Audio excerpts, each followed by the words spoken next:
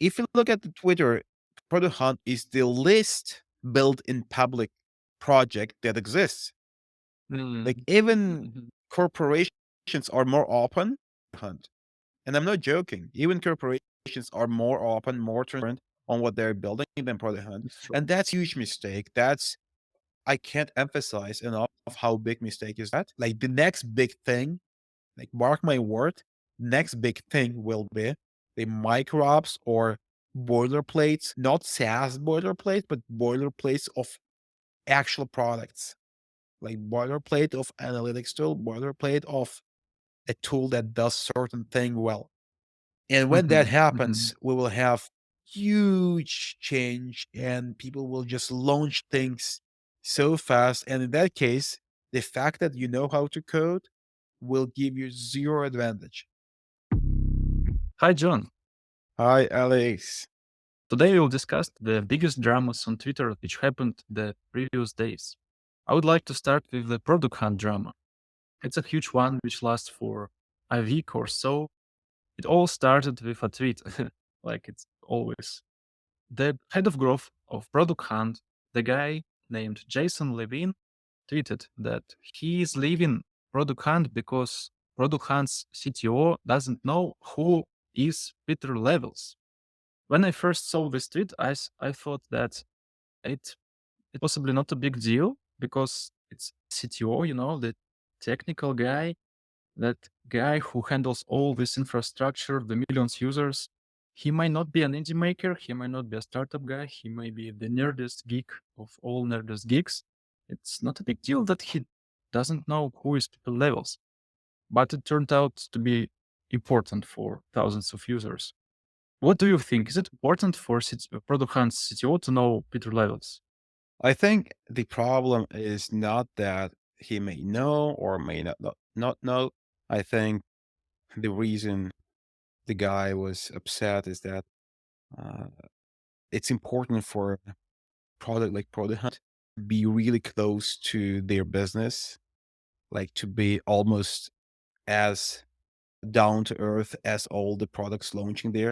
So I wouldn't say their main audience is the indie hackers, but I think the indie hackers are probably the audience that drives Product Hunt the most.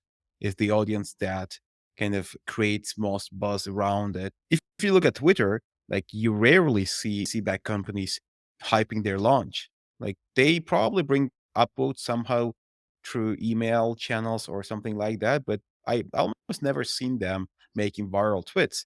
And every time I see a banger on Twitter about Product Hunt launch, it's always from indie makers. And I think Mhm. indie makers are the people who helped Product Hunt to gain users the most. And I think Product Hunt doesn't really understand this well enough.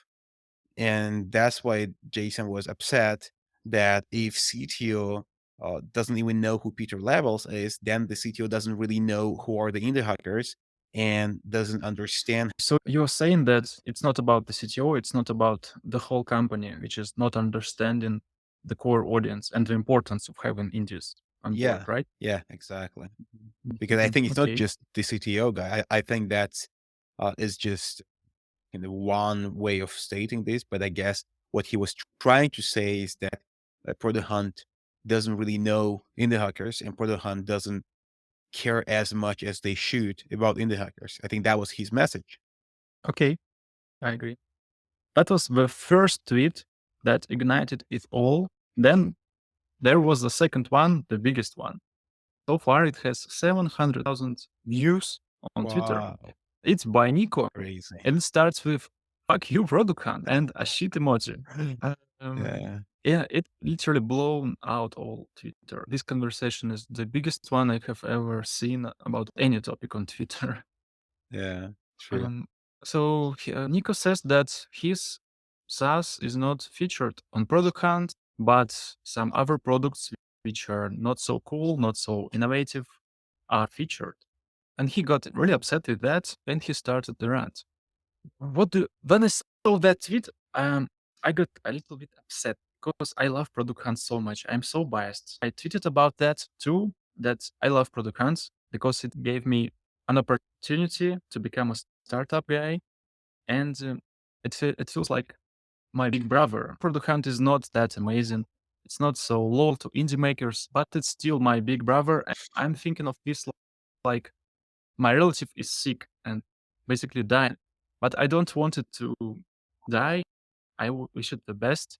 I can't say fuck Product Hunt, but I understand Nico's feelings because he feels the same. Plus Product Hunt too, and seeing it dying hurts him much. I'm wondering, what do you think? Is it okay to tell Product Hunt, or should we makers be more collaborative, be more open to Product Hunt? We are not trying to help it. Okay, we are trying, but in a very radical way. It gives a lot of pressure to the to the team, to the CEO. It might turn out really bad.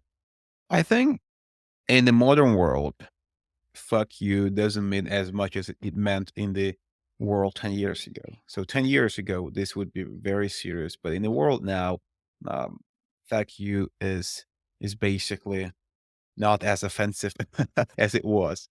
So I don't think Product was really offended with that because it wasn't just fuck you, Product Hunt, and that's it. It was it was the longest tweet I have ever seen on Twitter. It's so long that I don't Yeah, think it's I long. managed to read it all. It took me an hour and I gave up. So I think it was very constructive feedback from Nico. It was very constructive. And he not only highlighted all the problems, but he also offered solutions. And it was probably the best thing Product Hunt could get in years because they can use this to improve. And I think also the tweet is viral, so a lot of people just get reminded about Product Hunt. That's also good for Product Hunt. And Yeah. Product Hunt is in a spot where they can actually address this tweet, improve, and win people, not win them back, but rather win them again, because a lot of people just stop considering Product Hunt as a place to find products. Like most people consider Product Hunt to be a place to promote products. And that's a big problem. That's a huge problem. Like I don't go to Product Hunt to find products anymore as often as I did in the past. In the past, I would often open it every day to find products, but now I don't do it as often because there's Twitter. And Twitter actually shows good content. I discover 90% of the products just using Twitter.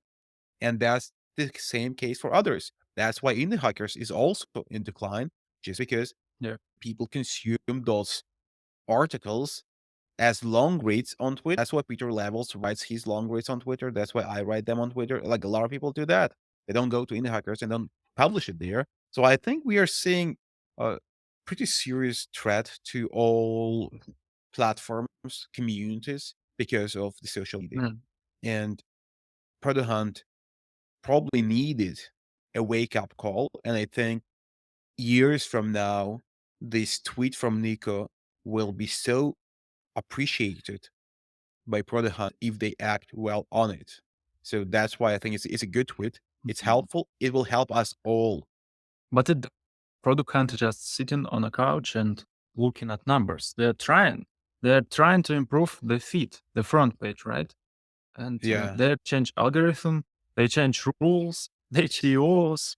Something does Yeah. happen, right? So why don't we help them? Why do we put shit on them? We don't I need that talked to kid. Product Hunt. I talked to their CEO many times, like Oh many yeah. times. We had a call and we had chats and we just had a long chat yesterday where he asked me, what do I think they should do? And I gave all my suggestions. So I think the key problem with Product Hunt today is not the absence of effort, but rather the way it executes its efforts. I think right now, the way it works, it looks like Google. So it does something in the dark. Nobody knows what it's doing. Then it just releases something. It doesn't even make an announcement about that. So nobody Mhm. really knows what Mhm. happened. And then you go and you realize suddenly that they don't show all the items you have to be featured, for example. Or they removed the filter for bootstrappers and solo founders. Like those kind of things are coming in. And Really. if you look at the Twitter, Product Hunt is the least built in public project that exists. Like Mhm. even Mhm. corporations are more open. Hunt, and I'm not joking. Even corporations are more open, more transparent on what they're building than Product Hunt. It's true. And that's a huge mistake. I can't emphasize enough how big mistake is that. And I think if they were public and they would discuss these things openly, I think people would be forgiving them for mistakes. People would be discussing with them the problems and trying to find solutions. And the reason Nico was really pissed is that he was not the first one. Just go search on Twitter for I was featured on Product Hunt. Yeah, For of one course. year, Every every day. single week, someone was really upset with that. It was so that the only stories I heard about Product Hunt for the last 12 months were the stories where people were upset with it. I don't remember a story where somebody said, and I'm the biggest user of Twitter. I spend day there, like more than anyone else. And I can't recall a single story in the last 12 months where people said, launch on Product Hunt, it went well. I got traffic, I got users, I got paid users. It was amazing. Like go try finding such story. It was nobody posted that. Like very few, if there's even one. And that's the problem because go back 2 years or 3 years, and that was a typical story like this fairy tale where you say, I launched a product hunt, I got 5,000 clicks, then 500 signups and 20 paid users. Oh, cool. That was my last story. But Like my could it be story with because infrastructure was like that. Product Hunt just became too big to satisfy every It might success be. story and failures? Might be. That's exactly what I said in the latest tweet when I said that product hunt clones will fail and product hunt itself may fail. And the reason for that is that the quantity of products has grown dramatically. It's 10x more today. They have 1,000 clicks, 1,000 products today launching, and it was less than 100 in the past. And years from now, there will be 10,000 products every day launching. And so the quantity grows, Yeah. and the number of people who want to go on the first page is huge, and most of them won't get there. Most of the people will be set with Product Hunt now because that's the reality. But I think the solution for that, we we see solutions for that, and Reddit is probably the best.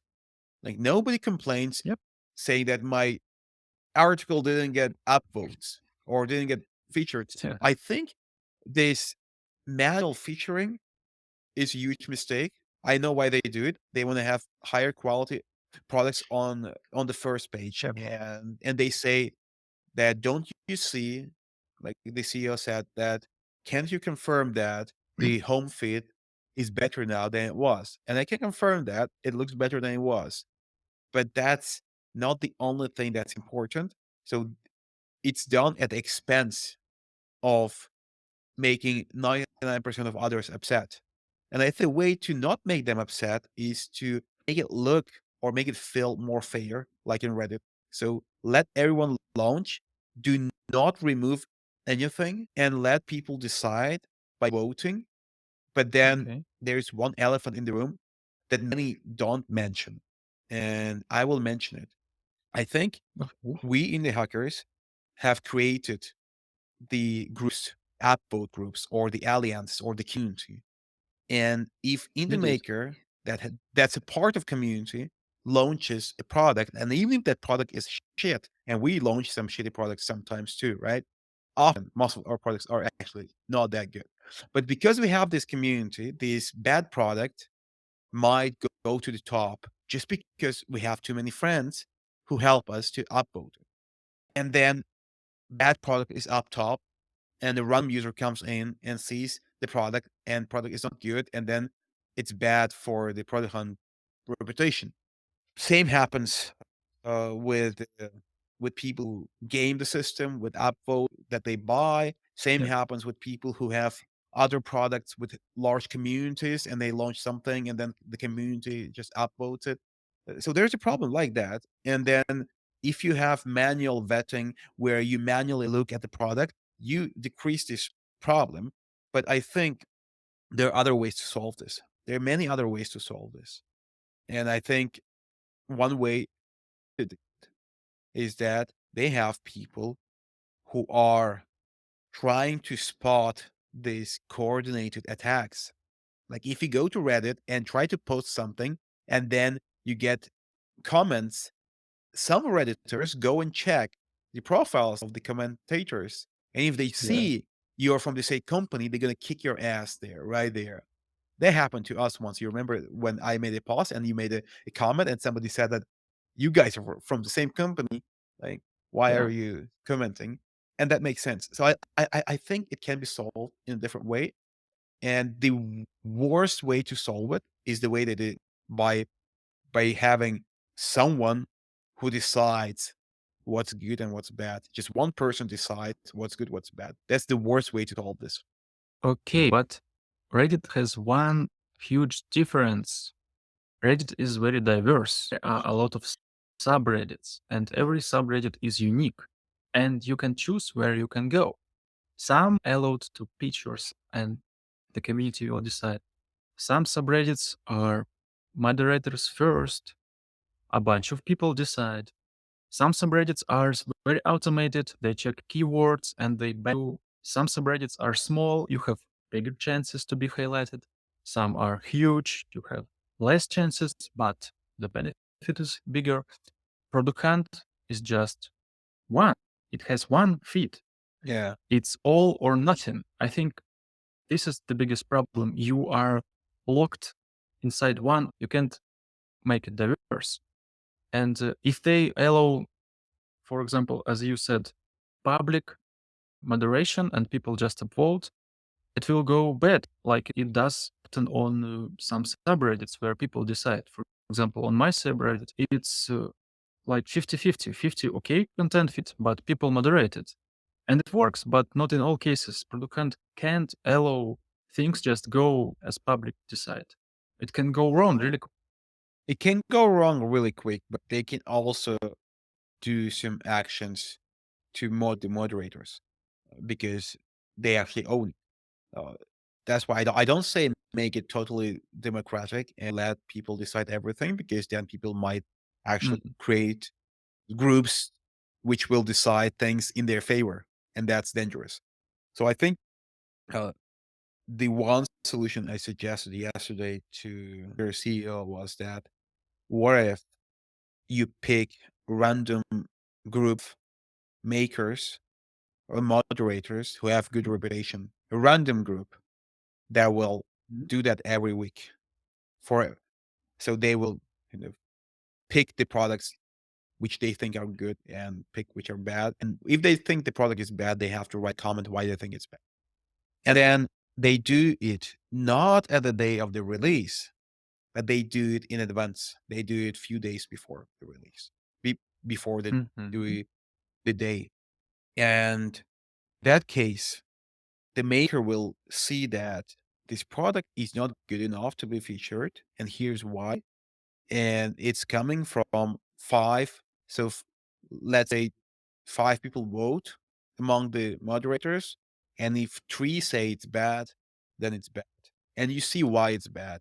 And you might say that they are wrong, but those are random people, three people out of five. So it's hard to fight with that. You will probably have to accept that. And even if you fight, it will not be a fight such as Product Hunt is bad. It will be fight like it seems like in this particular case, this is failed. But Mhm. most people will accept this. But when you get a message, a cold message with nothing in it, actually get no message. So basically you realize in 4 hours after the launch that you're not featured and you have no idea why and you don't know that you weren't featured Mm. at first place. So you are going around crazy, asking people to support, making the banger tweet, all those things. And in 4 hours, you feel totally embarrassed seeing that your product is not featured. Like, if you pick one way to make the maker unhappy and pissed, that's the way. Like, if my goal was to really disappoint the maker, I would do it that way. I tell nothing, and in 4 hours, maker just realizes that it's not featured. Like just But don't wait, do it wait. that way. Do it. The majority of products are just shit. They are some random directories or SaaS with low quality functionality. And Product Hunt tries to solve this problem. Everybody who launched on Product Hunt, they know that it's a big event. I need preparation everybody does this. Google how to do a product hunt launch, and they see this official article where it's clearly stated: don't do directories, don't do template, boring stuff, don't do lame stuff. You can read it, and you are kind of prepared that if you launch shit, you will not be featured. That's not a price. Why need to have a bunch of moderators who will manually this guide to every person who launched shit? That would be unnecessary work, no? No, but it's not true because in case of Nico, he had a product that was a real tool, and there were tools like that in the past which were featured. And even with directories, there are some directories which are great, and Product Hunt is the directory itself. So don't you think Product Hunt deserves to be launched on Product Hunt? Maybe it deserves. So I don't think just saying that certain category of things. For example, one guy from Product Hunt yesterday said on Twitter, we had this chat on the public chat, and he said we don't allow boilerplates. And they said why? And he said because few boilerplates made money quick, the others were just copycats and Yeah, I saw that. low quality. That's really wrong thinking process. Like, do we really say that uh, the best boilerplate of all times has been created and there will be no better one ever? I mean, that's like completely wrong. Do we see that most boilerplates are bad? Yes. Do we see that most everything is bad? I mean, every category falls into this. Like, there are a lot of CRMs are really bad too. Why don't we ban CRMs? Mm. I think we should not really think about the categories at all. Like, everything is a product and everything can be big. Craigslist is huge, right? Imagine Craigslist can't launch. It's wrong. I think it should be all about the quality of particular product rather than the category of the product. And then you never know what's the quality unless you look into it. And the maker doesn't really Mm. know whether his product is good or bad because maker thinks it's good always. It's difficult to say that I have shit product. And also, it's not just about the landing page. Like, you can't say that if a product has ugly landing page, it's a bad product. Or even if the product itself is ugly, it doesn't mean it's a bad product. There are products which are totally ugly. They have UI from 2010, but they are very popular and cool. So I think we should not make any rule. There should be any rules. It should be rather uh, just every time there is a batch of products to be launched, 500 products, some Mhm, people, mhm. as it happens now, they look at all products. So their process now is like that. The actual people of Product Hunt or one person looks through all 500 products and picks 20. That's the process they have Okay. now. Yeah. And the only thing I think they should change is that that person who does this work should not be one person because one person might have taste, might have bias, and that's bad, right? When it's random people, there's less chance of bias and taste, and it's at least if there is bias and taste, it will not be consistent because it will change. And also, if there are more people doing it, they will put more time into checking the products, and also they will have time to actually give the feedback why this is not featured. For example, if it's boilerplate, and they Mhm. say this boilerplate is not featured because it looks exactly like the other boilerplates. Yeah. Exactly. There's nothing that stands out. So then why would it Okay. be winning, right? Or if there is some SaaS tool, you could say the SaaS tool has a website that's made a week ago. Like there are no tweets about the product. There's no traffic on this website. Like it seems like nobody's using it. Most likely the product isn't good enough to be going to product hunt. Maybe try to get some beta testers first, try to get somewhere and improve it a little bit, and then come back to product hunt. Like you Okay. shouldn't say you're Mhm. bad. You say it's too early. It's almost like a YC. You say come back after 1 month and try to launch again. But now, by the way, that's impossible. So if your product is not featured, you can't bring it back 1 month after improving it. You see, it's totally wrong. I think it is very, very opinionated system with bias, and it makes a lot of mistakes. I'm pretty sure that every day we miss a lot of amazing products. I'm 100% sure that A lot of amazing products are not featured together with all the shitty products. But wait, isn't it you who told me that the best way to make a community is to become a dictator? When everybody decides, it turns into a mess. I believe you because I tried that. Democrat turns into shit when you have 10 opinions. Yes. Now imagine you are a CEO of product and you have two ways to manage that. First, you can handle 100 or maybe even more because you have a lot of tools. Okay, let's say 100 moderators. You need to manage them somehow. You need to influence. You can dictate them. You can tell them, okay, guys, let's not launch boilerplates. And it was not. It wasn't because boilerplates are all the same. People look at boilerplates and try to mimic the success of Mark Louis One, which Hmm. doesn't happen, and they get frustrated. That's why Rajiv, the CEO, refused to launch boilerplate. So you have this first option, manage 100 of volunteers, which you can't control. And the second option, you hire these not volunteers, but the mindset people, like it was Ben Tossell in the past. He's a maker and he was a community member of Product Hunt. His job was to write to each person, hey, he wrote to me once, he declined my tool in 2016. Hey, you made a directory of deals. That was my product. I collected all the deals for makers. Recently, we decided to approve such projects because our rules changed. Sorry, try something else. And this is how it works. You have a small bunch of people, 5, maybe 10, which full-time work is to monitor all the tools. When Yeah. you have some idea or something to test, you just write a message to all your employees, not volunteers, employees. Hey guys, I think launching directories is not the best idea. Can we not do it for next week and see how it goes? You know? You can't do it with volunteers Yeah. because you will say, I Good disagree. point. I want directors. So what would you say for that? Volunteers versus loyal workers who just do the job you told them. When I pitched this idea, I didn't have in mind that it would be people who are not paid for this. It would be people who would just volunteer because, best people are busy, so they don't want to waste their time. Yeah. And then you would end up having not the best people doing this job.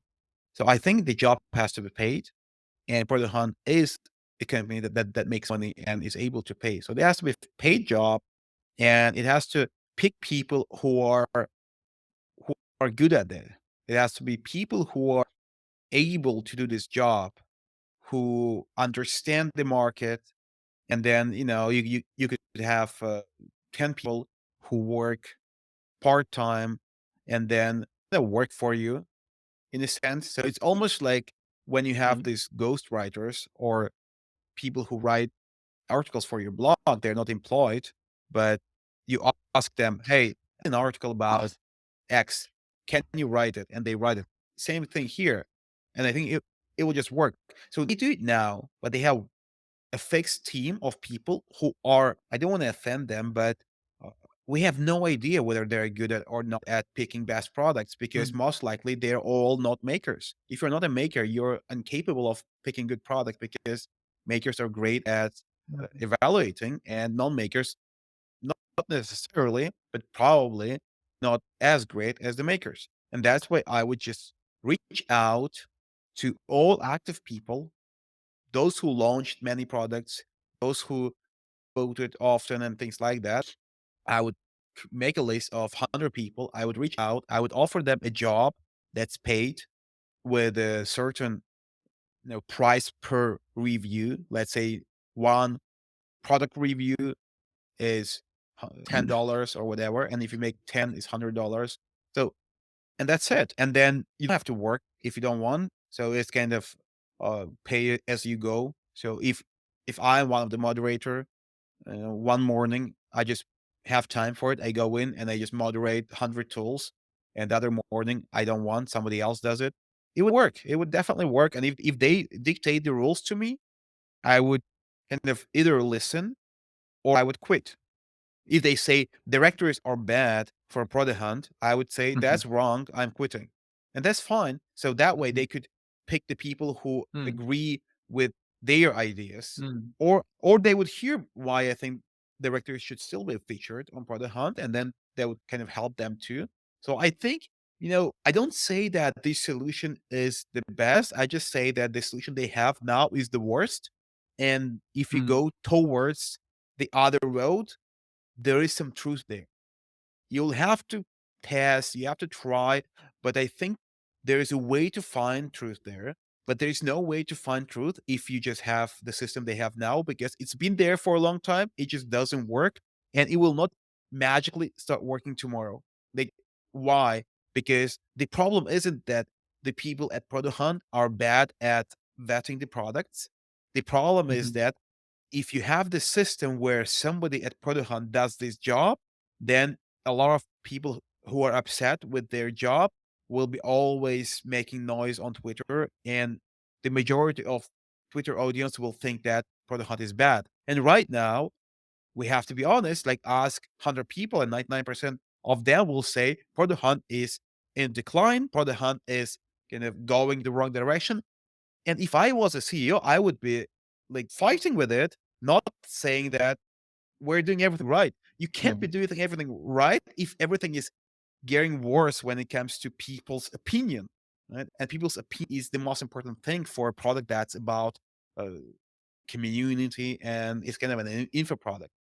So I would give that a try. And if they don't do that, I think they open a huge opportunity for somebody else, for other launchpads to take over. And most likely that's what's going to happen. So if I was to bet money now, my bet would be that if they don't change their strategy and they keep doing what they do now, that in 3, 5 years from now, they will still have the old audience who is used to them. But as new people Mm. appear, as new makers join the maker world, they will probably create attachment to some other launchpads, not to the product hunt. Like you attach to product Yeah. hunt, as you say, because Mhm. it's like your grandfather or old friend. But go check with younger makers. They're not as attached. They're not checking that often. And that's why we see that Okay, yeah. Dev Hunt is growing, Unit is growing, Micro Launch is growing, and even more, check what happened to directories. Like there's an AI for it, is 6 million views a month. Futurepedia is same probably, and there are many more like that. And that traffic is basically the traffic that's gone from Product Hunt. Um, okay, yeah. Let's talk about the competitors. I want to talk about this whole idea of making a competitor product hunt. And I want to talk particular one by our French friend. Everybody knows them. 2 days ago, there were two of them launched. Can you imagine two clones of product hunts in one day? And more will appear. My question is, so there are clones of product hunts, but those are nothing but just directories. It's just a website you open to publish your startup and then close. There's no such thing as a community. And I don't see really anyone is building one. We're just trying to get a lot of traffic, backlinks. That's it. It's a numbers game. It's not about no idea, no philosophy, no community. I'm super active on X. I'm an active maker. I want to become a part of the community. I can become an ambassador. I can work for free. I can be a volunteer of a great community. There is nothing I can apply myself to. And you said in your tweet that the future of having a product hunt, I mean, not the website, but as a term, is to have a lot of products, niched down ones. But my question is, there are a lot of down product hunts, and you made one, Dev Hunt, to hunt for dev tools, and it's quite successful. It has a lot of traffic. But my question is, does Dev Hunt have a community, a real one, like people who visited, who discuss, who learn something, not just publish and go? And is a way to build one? How do we do that? Yeah, that's very broad topic that I'll try to shorten. I think the world is changing, and assuming that what worked in 2014 will work in 2024 and 2034 is just stupid. Everything will be changed and nothing kind of stays in the same form. So I think Product Hunt idea and implementation was valid for 2014 and 2020, but in 2024 it's less valid just because of the quantity of the products, number of products per day. And I think Mm, also because the number of possible products and their categories has grown too. Like we have just got a huge segment of directories, huge segment of boilerplates, AI wrappers. Those didn't exist in the past or didn't exist in this quantity. So that's why when I open Product Hunt now, I have to be honest, when I open it now, I see there are kind of good products on top, but it's very rare when I actually find something and I use it just because it's so random what's there. Sometimes it's the tools for salespeople on top. Sometimes I never use those tools and they're there. Sometimes it's the tools for image generation. I don't care about that. So I think we will go towards a huge change in the whole internet, which will be about niching down because old internet had fewer items. So the generic directories, generic communities were making sense. And now we'll go towards niche communities, niche directories, niche launchpads, and even niche SaaS tools. Look at SaaS tools that are the best now. They're always more narrow than in the past. Like there are very few people doing vertical SaaS now where one SaaS does everything. Like it's mm, the opposite. And I'm the example, right? So all my SaaS tools are so small and when it comes to features and they're pretty successful. And DevHunt is a really good example. It's the second most popular launchpad in the world after Product Hunt. And it targets only developers and only dev tools or open source tools for developers. So seeing the target is pretty small group compared to Product Hunt. So yeah, one may say that Dev Hunt has very few users compared to Product Hunt. Like we have like 100K users a month, and then Product Hunt has a lot more, millions, but there are a lot less developers. So if we look at the percentage of developers who use Dev Hunt versus percentage of everyone using Product Hunt, then the numbers are not so bad. And that's why we see the next thing, which is we have advertisers on Dev Hunt and they're very happy and they buy. So we have advertisers who buy several times. Like today, we have the one who came back. It's Sivala. It's kind of a tool for hosting. So they come back, and then that happens often because on Product Hunt, the cost per click is just higher than here because it's more niche audience that makes more sense for the product.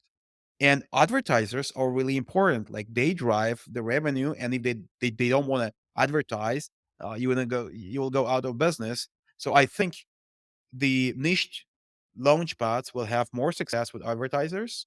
They will have more success with users because users know that all tools launched there are relevant. So if you're a developer, everything is relevant for you on Dev Hunt. Everything, and that kind of that's convincing, so people stick to it. So our audience only grows and they come back and they come back and they come back.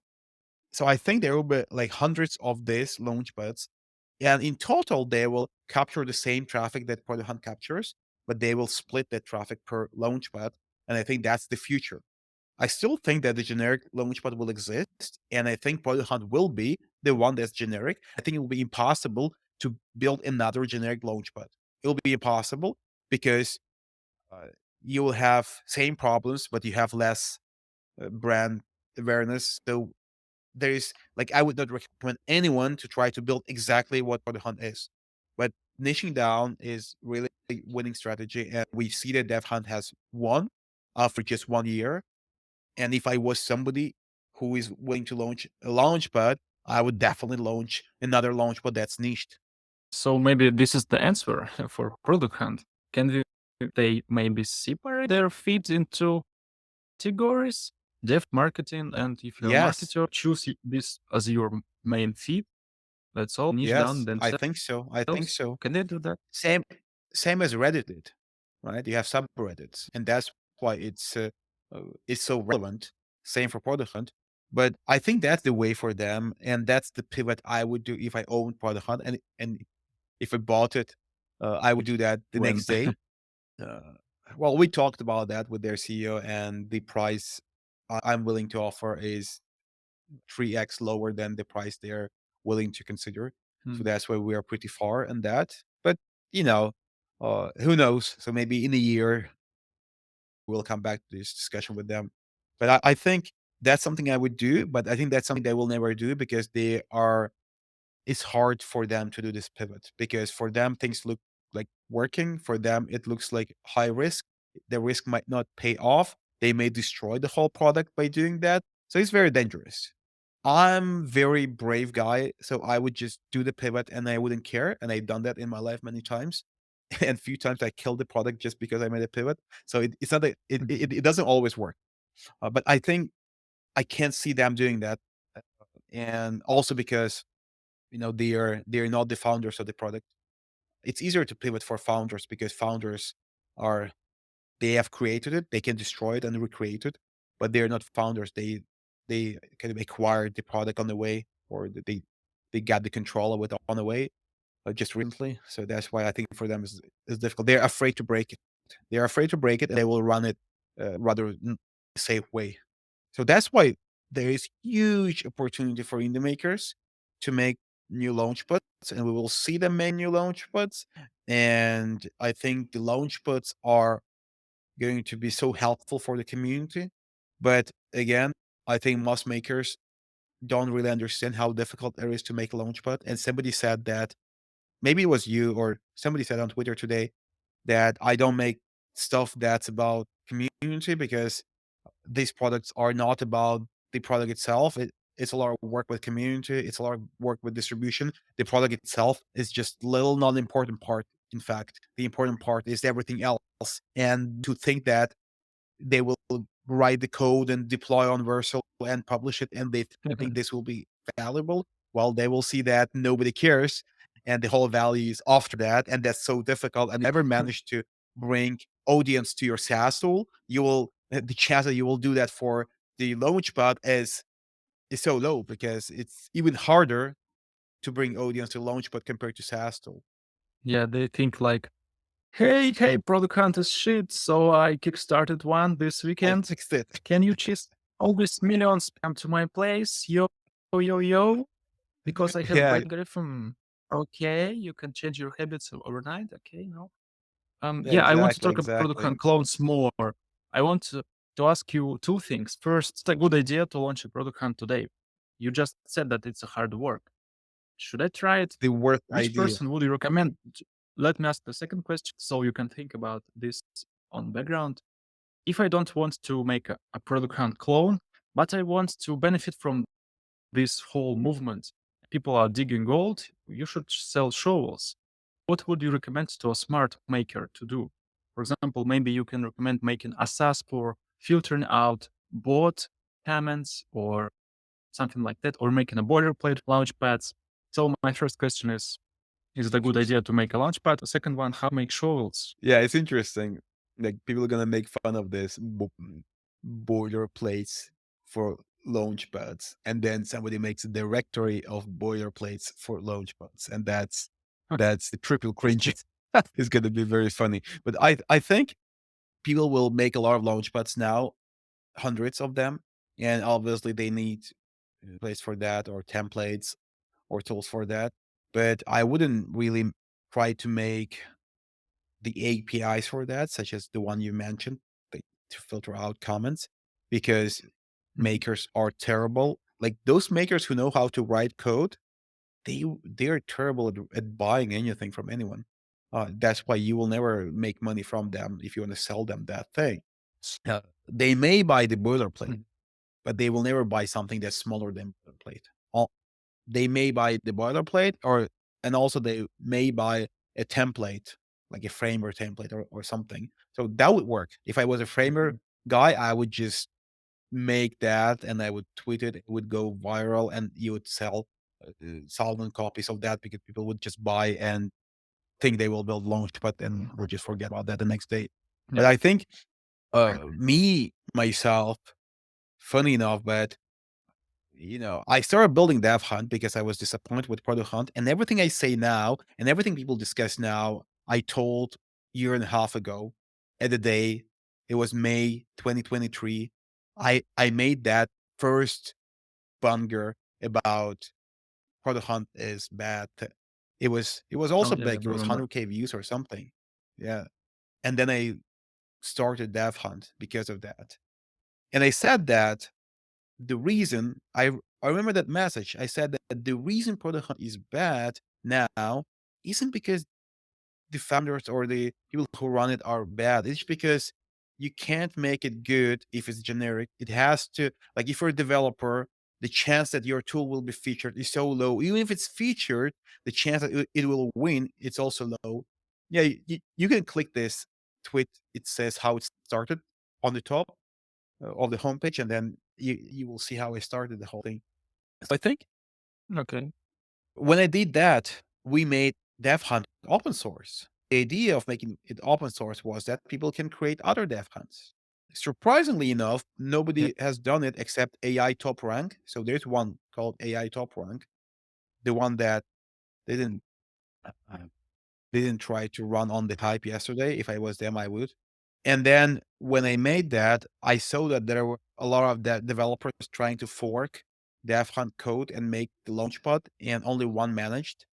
And that gave me an idea that developers are just love just doing something and never launching. And then I thought I'd rather make a boilerplate for non-developers, because usually non-developers are more marketing oriented rather than developers. And then my idea was that I will build a no-code boilerplate running on Unicorn platform that could be used to Mhm. launch your Launchpad. And I started working on that many months ago. It just takes forever. So, but we're almost close to finish, and we're moving Dev Hunt over to the no code boilerplate. And once we move, I will Mhm. announce that now Dev Hunt is no code. It will be all the same. It'll be just fully functional Launchpad, but it'll be no code. And I Mhm. think the no coders have higher chance to succeed with this thing than coders. That you don't want to offend the coders, but it's this project is not about the code. This project is about everything else. That's why, like, if there is a code to write, you will end up going and writing the code, thinking that the code will solve the problems, but code will not solve the problems in this project. It's the other stuff. It's the community. It's the marketing. It's the positioning, moderating all those things. Okay, what about shovels? So one suggestion is to make a no-code tool for launching my own Launchpad. Anything else? I don't want to compete. Yeah, and it's difficult. It's also difficult because you have to make a good one, and making a good one is difficult. So I would make a template. I think that's very good thing to sell, and people would just buy it quickly. If you make a template using Tailwind and ChatCN Mm. for Launchpad, I think you can sell it tomorrow. Just try it. Just make one tonight, and you will sell 100 copies tomorrow. I'm 100% sure. Yeah, you will put price of, then sell for 10K in one day. I would not do the rest because the other shovels would be more about APIs and SDKs, and I think people will not buy that. They will just think they will build it themselves. It's easy. They will do it overnight, etc. So I would not do. Maybe you can tell more about your different experience. You managed all this community by yourself. You had some supporters, but you know all the kitchen. You know how it's done. Oh, Maybe you can share oh some yeah, advice when the new big product hunt clones. How do we succeed? yeah. So I can say one thing: having a project that runs on code limits your marketing abilities so much. So every time I want to do something around marketing, I have to change the code, and either myself or ask some of the contributors. And that's very, very slow compared to if it was a no code builder. So that's why one thing I can say, that if you can use no code for this, anything. You can use Bubble software for Appflow or Unicorn platform, doesn't matter. But if you go for no code, you have better velocity. You will just run faster. And that's important because this project is rather a marketing website than a utility website. And for marketing websites, no code works better. The other thing I Okay. noticed is that when I was recruiting contributors, like now I saw a lot of people say that I'm in, if you build something, I join, and I had like 100 comments like that. And I saw other people like Dagobert was writing, and then people were writing in the comments, like, if you need help, I can help you with the design, with that, I will a contributor. I had the same thing with Dev Hunt, if you remember. I had like 100 people probably who said they will help. The reality Mm. is obviously different.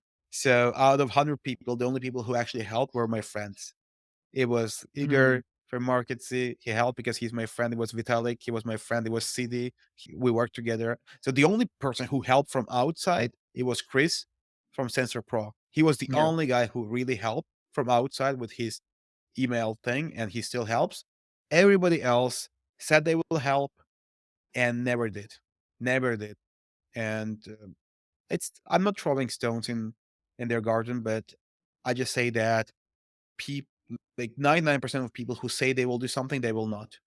Even if they will do it in a way that you don't like it. They will do it slow or they will start something and not finish.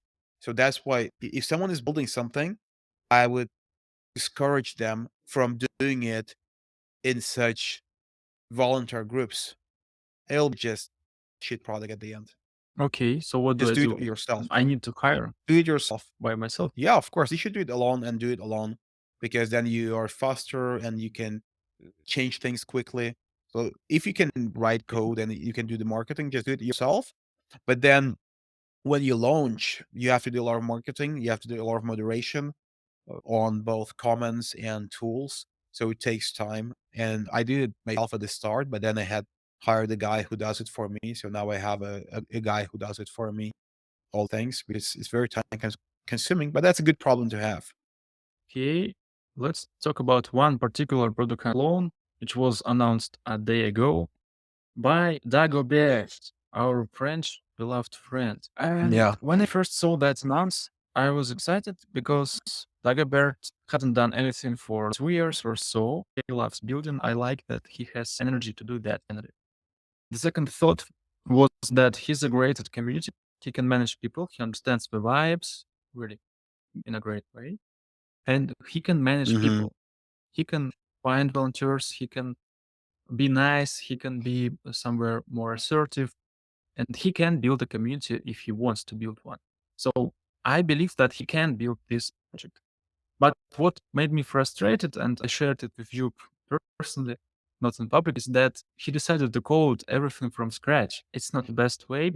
He promised to deliver a whole thing by Friday, and in last time, what he was is doing, he said, "I'm just making memes right now." Didn't ever start. So I think that it's a bad idea to start from like complete scratch, from complete nothing. Even Ryan Hoover, he started from a newsletter. He started to send cool startups to his friends, then it became a website. Why did I choose this long path? What is your prediction for his? Yeah, that is interesting. And I didn't expect that he would do that. That was shocking for me, to be honest. But you know why? I think building this thing is difficult. I've built this. I know how difficult it is. And I had very good team with me. And it took us the whole summer to build it. So it's not easy. Some things seem easy, but there are a lot of hidden things. But again, you can start super simple, like almost with a director, right? Just a directory that updates every day. Yeah, you can do that, and then you can pick winners manually and send them an email. I just Yep. like it. You can really do things manually first, and I would do it that way first, just to see whether it works or not. But I think when it comes to audience, he has big audience, and that people would kind of accept him as the guy who runs it because there are not so many people with big audience who are liked. Like it doesn't mean that people like you if you have big audience. But I think people like Dagobert. He's probably the most liked maker, mainly most likely because he never made a lot of money, and I think people have certain jealousy, and people Mm, start. I see a lot of these dislike from the community to the makers who make good money because there is certain mm, jealousy, and I can understand them. It's normal human nature. He's the guy who was in the community many years. He didn't have success as Peter Levels or even the other 100 makers had. That's yep, why I think people really like him and want him to succeed. yep, I really think everybody wants him to succeed.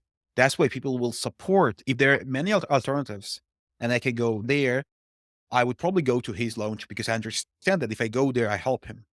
So from this point, if I was to appoint a maker to make new product hunt, I would appoint Dagobert. And I Yep. wouldn't appoint anyone else. I would appoint him or myself or you. So I think these three people could be probably best candidate for this. So I think it's a good idea, but I'm afraid that he thinks it's easier than it is. And also I'm afraid that the nature of such product is that it requires attention every day. And it Yep. might be difficult for him because he is very creative person who lacks discipline. And I think he would have to hire a person. Like without hiring a person is difficult, but it costs money and he would have to invest money into it. So maybe the best way for Dago to do this project would be to actually find a guy who is a co-founder and who is just an execution guy who would do the boring stuff and Dagobert would do the non-boring stuff. I think that would be the best. Maybe it's what he will do. Maybe he'll launch it on his own and he has this passion for the first weeks and then he will have some traction and then maybe somebody joins into his team and then he does it in a team. I would recommend that to him. I would not recommend to run this alone because this is not passive SaaS. This is really active stuff, really active. What do you think? Yeah, I think I agree with you. But it's cool to see that he just decides it really quick overnight. I can do it, why not? It's the maker spirit, and I respect that and I love that. And I Yeah, wished him success. And I don't think about all these problems because if you start something and you start to think yeah, about yeah. bad You'll stop. things, you know what happens. Yeah, So I'm not get used to you thinking have to this be way. brave and foolish. You have to be foolish slightly Yeah, to start yeah, anything. yeah. Intelligence makes it worse. So I think he will get somewhere at some point, and most possibly he will acquire it, possibly in a half a year or so. Because why Why? not? By whom? It's popular by some other aspiring indie makers. I don't know. I think people will not acquire such Tibo. project. No, I don't think so. Thibault has written about that too, by the way. Very good tweet. I don't The one read his about tweets often backlinks? because, yeah, I mean, he had very kind of mature opinion on this. Very mature. I really liked that opinion where Mm, he said why he doesn't build things like that and why it's difficult and what's the whole point and where the world is going with this. I think it's he will not buy it. And if there's somebody who okay. would buy it, it would me. Right? I don't think Greg would. If he wanted that, he would build his own because he has capacity for the whole thing. Why would he acquire? He would acquire Horde Hunt if it's really big. He would, but if it's like you know, realistically, in the best case scenario, Dago will get to 50K users a month in a year. That's the best scenario, right? That's where I got, and that's where the others got, and I don't think there is faster road than that. But that's not as much to be considered serious competitor to Product Hunt. Uh, so I think it's not likely, but it's good for him Maybe. as a. It's good for him to enter the game back because we had Yeah. him here and we know that he wants to kind of get back into the game of building products and he has some ideas. He's building the other product, the the course marketplace thing. And I think if he launches like Product Hunt competitor, it will get quick traction because it's hot now. And that will be good for him to be dragged into the maker world where he actually makes stuff again. And then from there, I think only good things will happen. And finally get followed by Peter Levels back again. Yeah, exactly. We're gonna Maybe Dagobert celebrate can that day. some alternative way to run his product hunt clone. Existing product hunt clones do this. They make it free, they gain some traction, then they start adding some paid featuring, then they grow, they increase the price, and it grows linearly. Maybe Dagobert can find some guy with money, some investor. Like, why not Greg Isenberg do this? Buy a half of his product hunt clone and give him a lot of money for 10 years and build it. Hmm. I don't know. It's a good question. I think after so many attempts and myself and watching others, I am in a place where I think makers should not collaborate, should not Mm. build projects together. I'm very convinced on that point.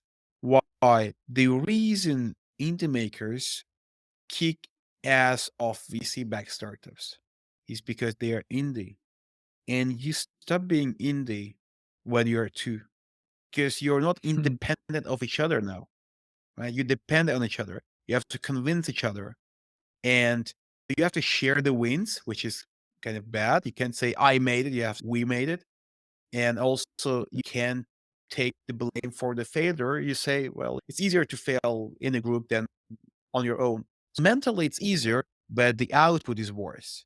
I think you suddenly become similar to VC-backed startup, but without VC money, which is bad, right? So you get the bad parts of both worlds. Yeah. So I think Dagobert is not a VC-backed type of person, obviously. So he loves freedom and he is very creative, and his thought process is random, and he goes with the flow. So he will destroy himself if he becomes non-indie and gets Greg or somebody else as investor. And if you look at myself, I was thinking about this as a good strategy of growth where I do collabs with other makers, but Oh, yeah. by at, at this point, I completely kill that idea because I think it doesn't work. And the reason it never worked is that it just doesn't work in even in theory. So I think indie makers should stay indie, be on their own. If they need help, they should just hire somebody. If they get money from outside, that's really bad because suddenly they will think that their success is not coming from them, but comes from the money they got, and they will procrastinate more. The whole thing will break for them too. So I think there's only one way for indies to win is bootstrap, self-fund, take all the risk, take all the credits for the glory if they win. That's the only way. But we know that there are some successful duets like Wilson with Ollie, which built Senja. Yeah. So it works. So why not to It's try? so rare. It's so rare. There are two things. First of all, it's very rare. Second of all, if you follow their story, it was on the edge collapse so many times, right? So they had a lot of drama on the way. I think they are rather the rare exception, and you can repeat that same as DHH and Jason, or what Yeah. was the name of the other guy? So it happens, but Right. very rare. Yeah, and I think Mhm. it will be even more rare in this world because 2 years ago, it was difficult for one person to do the whole startup, way easier, and that's why I think we will see almost I don't think we will ever see successful duet again, you know? I Oh, don't think we well, will ever see that again unless it's VC backed. I used to have a hope that there is a way to find a proper co-founder, and I had one in my first startup, and it was great till it doesn't. It's also all starts great, but as you grow, the complexity of being together increases exponentially. And now I just don't recommend anybody to find a founder. It's nearly impossible because a good co-founder, like a really talented and skilled guy or a girl, they are constantly busy. How can you find it on the forums of founders? They're busy Yeah. with making stuff already. So you have to catch them really quick. And the only way to do that is to have a relationship with them, to already know somebody. Not only want Mhm. to be in contact with them and when they're free, you want to invite them, but also because you want to know them really well as persons. You don't want to co-found a company with random from Twitter, right? You can not match together. So you want to have a vibe. And that's important. It's the same as marriage. You can't marry a random beautiful girl. You want to make a connection with her first, then get married. Yeah, you're right. I think it happens when you've been close and doing something and talking. Like I have people on Twitter I talk often to, and I think I can start something with somebody. But still, I've tried a few times, even in recent weeks, and it's so difficult that people don't even imagine because Even when it comes down to little things. Like, I don't wanna have a call, he wants to have a call. I wanna use Discord, he wants to use Telegram.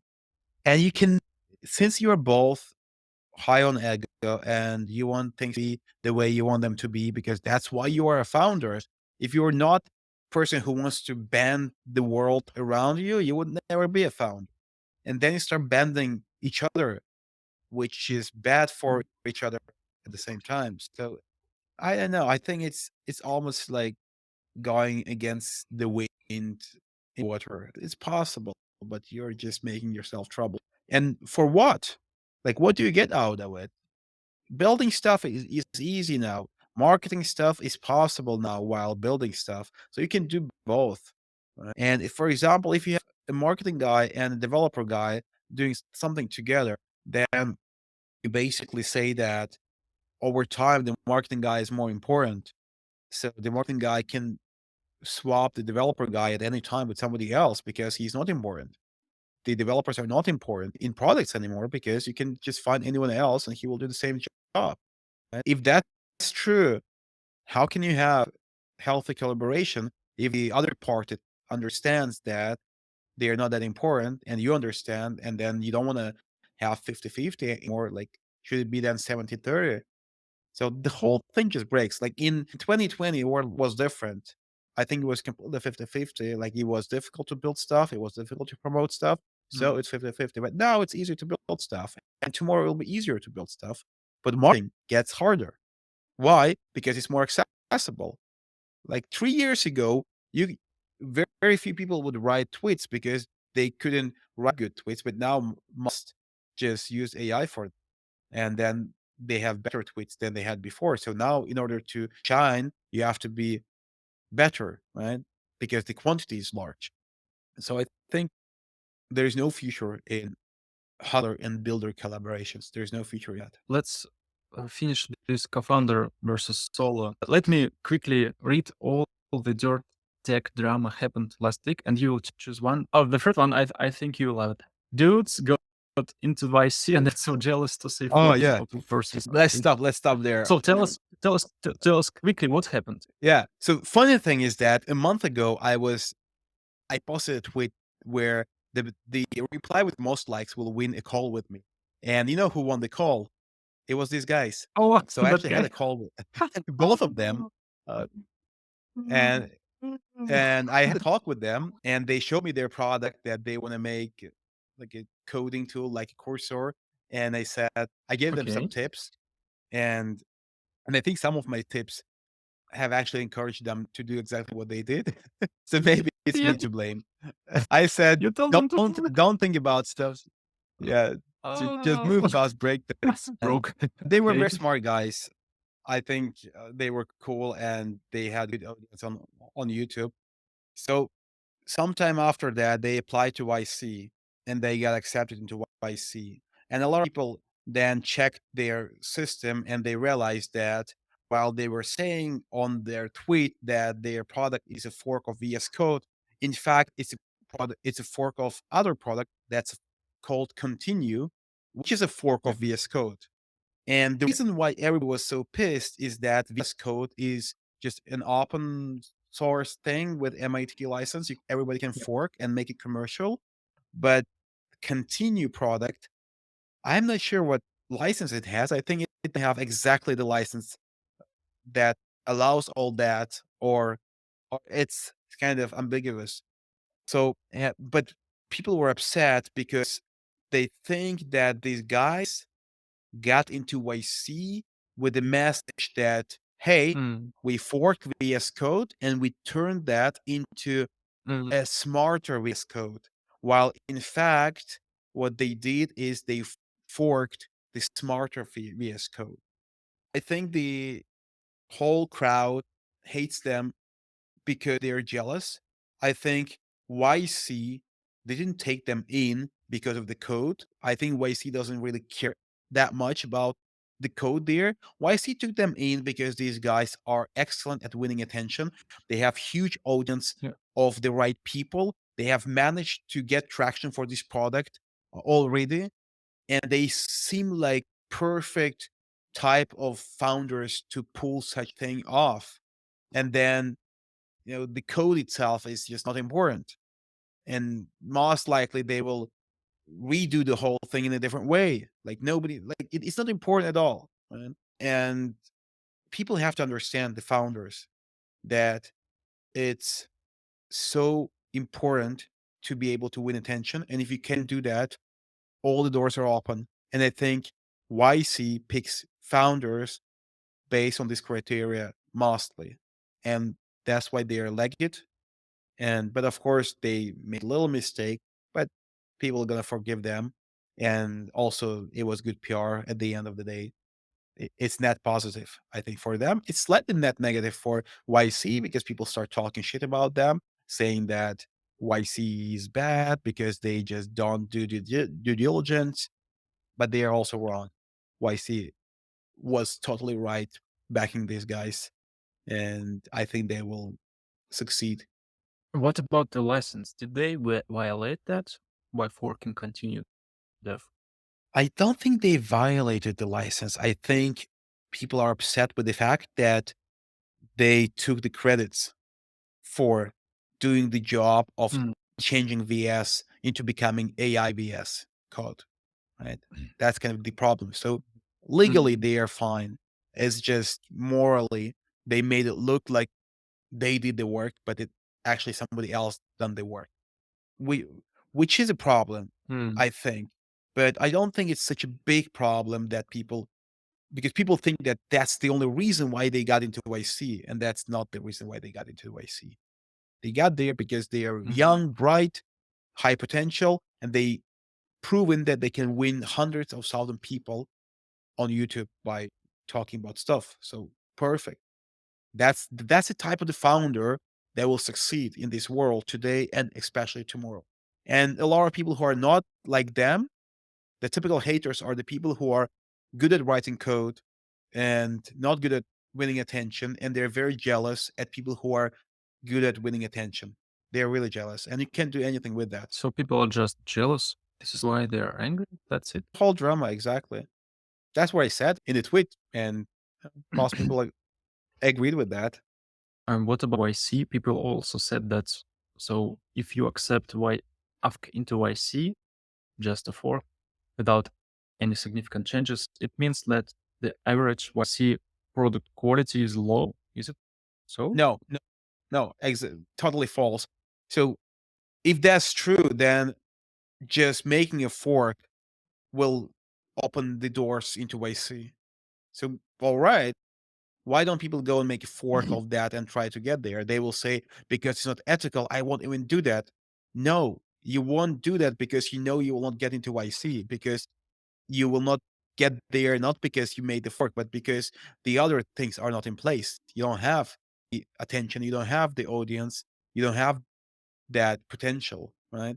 So I think it has happened many times, I'm sure, before, like hundreds of times, probably, because it's just this time it was so prominent. I'm sure it happened before. If somebody does research, they will see that there were a lot of startups. There are startups who got into YC without idea. All right. So now somebody has to come Mm, and say YC is shit because you get there without idea. So even anyone can get there. But no, not mm, everyone can mm. get there. So people just don't understand that part. And they understand it's just a protection mechanism to justify the fact that you can't get into YC, but you want. It's similar to, don't raise VC money. Like I'm the one who says don't raise VC, but I've raised VC money, and I don't say it because I can't raise. I say because I don't like the VC money. Explain why. But then there are like a lot of people who wish they raised Mm, VC money. They tried, they never managed, and then they go and say, "Yeah, VC money is bad, and I would never raise it," etc. And so people should be careful blaming on blaming something else for their mistakes and their failures. Like you should not do that. Like the moment you take it out and you say that everything that's wrong about my success is outside of my reach, it's because of something else, because of the politics, because of my nationality, because of my country, because of my color of skin, because of my gender. Like that's wrong. That's wrong.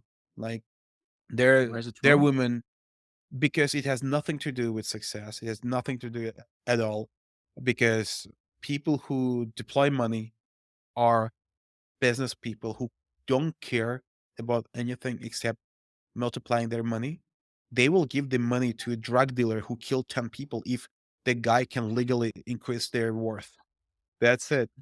Okay, but you're basically saying that makers and entrepreneurs should go against their nature because it's our human nature to not blame ourselves, the way our psyche defends itself. Yes. So to be a maker, And you has to abandon your human nature. of course, of course. That's why so few people succeed because most people cannot do. Most people cannot abandon it, and they just live in false reality. Where, like, if you think that the reason your roof is leaking is because it has holes in it, but you Yeah. just talk about other things. Is it because of global warming, for example? You will never Yeah. solve the problem, right? You will think that no, you're solving, but you will never. And I see that in the maker community a lot. And I think that's something that has to be addressed. And I'm trying to address that in a way that people don't get offended. And it's very difficult. And I'm very careful with that. So I don't get canceled for that. But I think most makers just procrastinate trying to find reasons why they can make it, while the real reason why they can't make it is not the product hunt not featuring them, is not anything else, but only their own hands and own ideas and own execution. And they should focus on that, improve that, and maybe they will succeed. Okay, thanks for reminding us that gently. Anything Yeah. else about the fork case, or should we proceed? I think that forks must be celebrated. I think that the we should have more open source software that can be forked because now, see, this fork would never get into YC if it didn't exist, right? So basically, it's net positive for us that two guys get into YC with this idea because out of this, we may get new IDE that will help all of us, right? So Mhm. we should be happy that the money will be deployed into making this fork better. If not these two guys, this would not happen. That's why I think the future should see people who focus more on adding on top of existing thing rather than making from scratch. And I think we should stop being Mhm. so protective about that. Like I see people just cloning my stuff, even my pricing and everything. And I I feel like I lose some revenue because of that. But at the same time, I rather see the world where people clone my stuff and improve it and that I'm allowed to do the same rather than where we're not allowed to do Mhm. that. And then we basically get into the patent world where everything is patented and nobody can improve things. And that's why we see now that countries like China, where they don't care about Yeah. certain things, they progress faster than US because in US every word is protected, every idea is protected. It's so difficult. Yeah. Yeah. Chinese culture is unique. It's okay for them to copy ideas or recreate the same thing on their own factories and learn how to do it. It's okay in the culture. They even have huge markets of fake paintings, oil paintings by painters, but not original painters who died. They Yeah, just recreated the exactly. pictures and they sell it because why not? It's cool. Why not people have it in their beds? As long as they don't lie, it's good. So next drama. The other one, which is kind of interesting, and I want to really talk about that because I don't have enough space index to describe this topic. It's Okay. Vercel and the wrapper thing on top of AWS and this whole Yeah, war let's talk about it. between just hosted on $2 VM versus Vercel telling your soul and chart. Like it is, it's so crazy that DHH, I respect him a lot, but I think what happens with people who do one thing for a long time and they age, I'm not just shaming him for aging, but whenever you do the same thing for a long time and you're like 40 years old, you've been doing that for like 20 years, That will happen to us Mhm. too, to you and me too. Yeah, like everyone Okay. will get there. No, that happened to Jordan Peterson and everyone.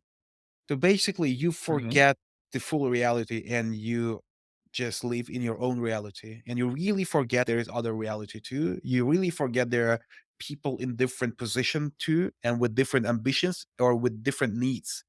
So well, he Okay. always says he always says that Vercel is bad because they just put a markup on top of AWS and every developer could just do that in an hour on their own, and they should do it on their own because if they do it on their own, they know how it works and they will not fail to fix stuff. So my take on that is this. In his reality, and same with Peter Levels, he also says the same. And he's also wrong, I think. Why? Because Peter Levels knows that every project he will launch will get Okay. traffic on day one, right? So on Yep. day one, anything he launches will so much traffic that will go out of free tier of Vercel. That's why he doesn't even consider the reality where it'll be free for him on Vercel. Right? That's why the first thing he says is that you should just go with VM so that you don't have paid the bills to Vercel. But think about that differently. So he says you have to go with VM so they don't pay big bills to Vercel. But 99% of people, 99.9% of people will not get that traffic so that they have to pay bills to Vercel. Not today, not tomorrow, Yeah. not in the month, not in a year. I still don't pay for Dev Hunt. Yeah. Dev Hunt is running 100% Really? free. On Yes. Vercel for free I don't know what you on the have to do public to cloud? pay Vercel. Yes. I don't know what you have to do to pay them.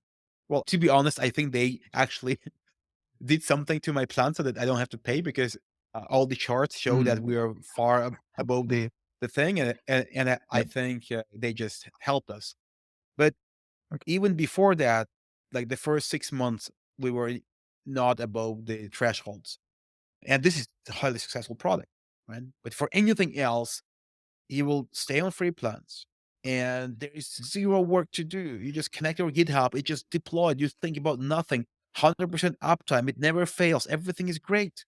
Like, and why would you Okay. spend even an extra minute to do something about something that just works and works for free? And actually going to your own VPS VM would actually cost you money because Vercel is free, but Hetzner is not free. You'll pay like $5 or $10 for right or $2, whatever. You'll have to pay, and then you would have to also do some maintenance. Sometimes rare, but sometimes. So it is, and if and then I see this romanticization from makers who just, yeah, I just did that and I run it on the server and it's kind of all works. And whenever I see that message, it's often from someone who hasn't succeeded with the product. So you can see why, because if you're a developer and that message really appeals to you, that's a red sign for you. You have to think why. Because your brain has to be looking for other messages. Your brain has to be looking in the message, how do I save time? Because saving $1 on this is like doesn't make sense. Or somebody says, just build your own auth. Don't use cleric or auth zero because it costs money if you get out above 1,000 euros a month. Like how many will get there? And even if you get there, all right, you pay because you make money, right? So I think because developers are so easy to fall into, I will do it myself, and that's why they like the message. And I think for Peter Levels, of course, it's like super wrong for him to rely on SDK for authentication because he will pay money for that on day one. And then the makers who are not there, they mimic, and it's very dangerous. So I think makers should be very careful on listening successful makers because successful makers have totally different world, totally different, and totally different problems. You don't have a problem of high traffic. You don't have it. I mean, not you, but the typical maker doesn't have the Yeah. problem. Yeah. And if they have it, all right, then you have time to change, like redeploy it somewhere. You're not bound to Vercel for life. Just move your site. It will. be fine, right? But that's why. And then a lot of people don't like this critics of mine when I talk about it. I don't know why. I think it is kind of like it's very few people who say what I say. I don't know why, but very few people say that. And I think for DHH and Peter levels, they should be careful on their messages because it affects so many people, and I think it affects so many people in a negative sense. And I think too many Mhm. makers just put wrong priorities on things, and it hurts them. That's why I say this. Like Okay. if I launch something today, of course I will not use Click because I know I will have more than 100 users or 1,000 users. I know because everything I launched in the last 2 years went past that. But Mhm. I'm never gonna say that because I know that the people who listen my advice are not those who are making successful products every time they launch. It's rather people who are just starting out or still learning, right? That's why I think you should be careful with your voice. If your voice is loud and you have people listening it, and you should actually adapt it, and you should not say anything you want. You should say something that's useful to those people. And if you know that something you say is 100% or not 100%, it hurts 99% of people, maybe you should reconsider what you say. That that's my message. Okay. I used to think the way you did, but when I gave it another thought, now I'm 100% sure that it's not like that. First, All right. I'm sure that DHH, in reality, he doesn't think that we're just a wrapper which is unnecessary and everybody should do AWS or VPS because it's an obvious thing that Vercel is a powerful tool that saves time. They charge money for that. People use Vercel not they don't know about AWS because it's Vercel, right? And DHH is smart enough to understand that. He made that viral tweet and viral meme about Vercel and the markup, um, a side project called Kamal, which is a deployment tool, and this was his way to promote his side project. That's it. It's a smart move from a smart guy, nothing else. And regarding your second thought Yeah. that he should be more careful with what he say, I think it's not a valid point as well. Users and makers will listen to them, to Peter Level's advice, to DHH's advice, and follow their steps. And because of that, they will fail. I think, and I truly believe that those 99% people they will fail anyway because it's not about the AWS which makes them fail. It's about themselves. And smart people will understand that Vercel saves time, so they'll use Vercel, and this meme is nonsense. And not so smart, but still possibly successful people will try AWS. They will try to deploy. They will try to code their own auth. Oh, they will spend a week on that. They will get mad at themselves, and they just never make this mistake again. That's it. There's no I don't see a problem here.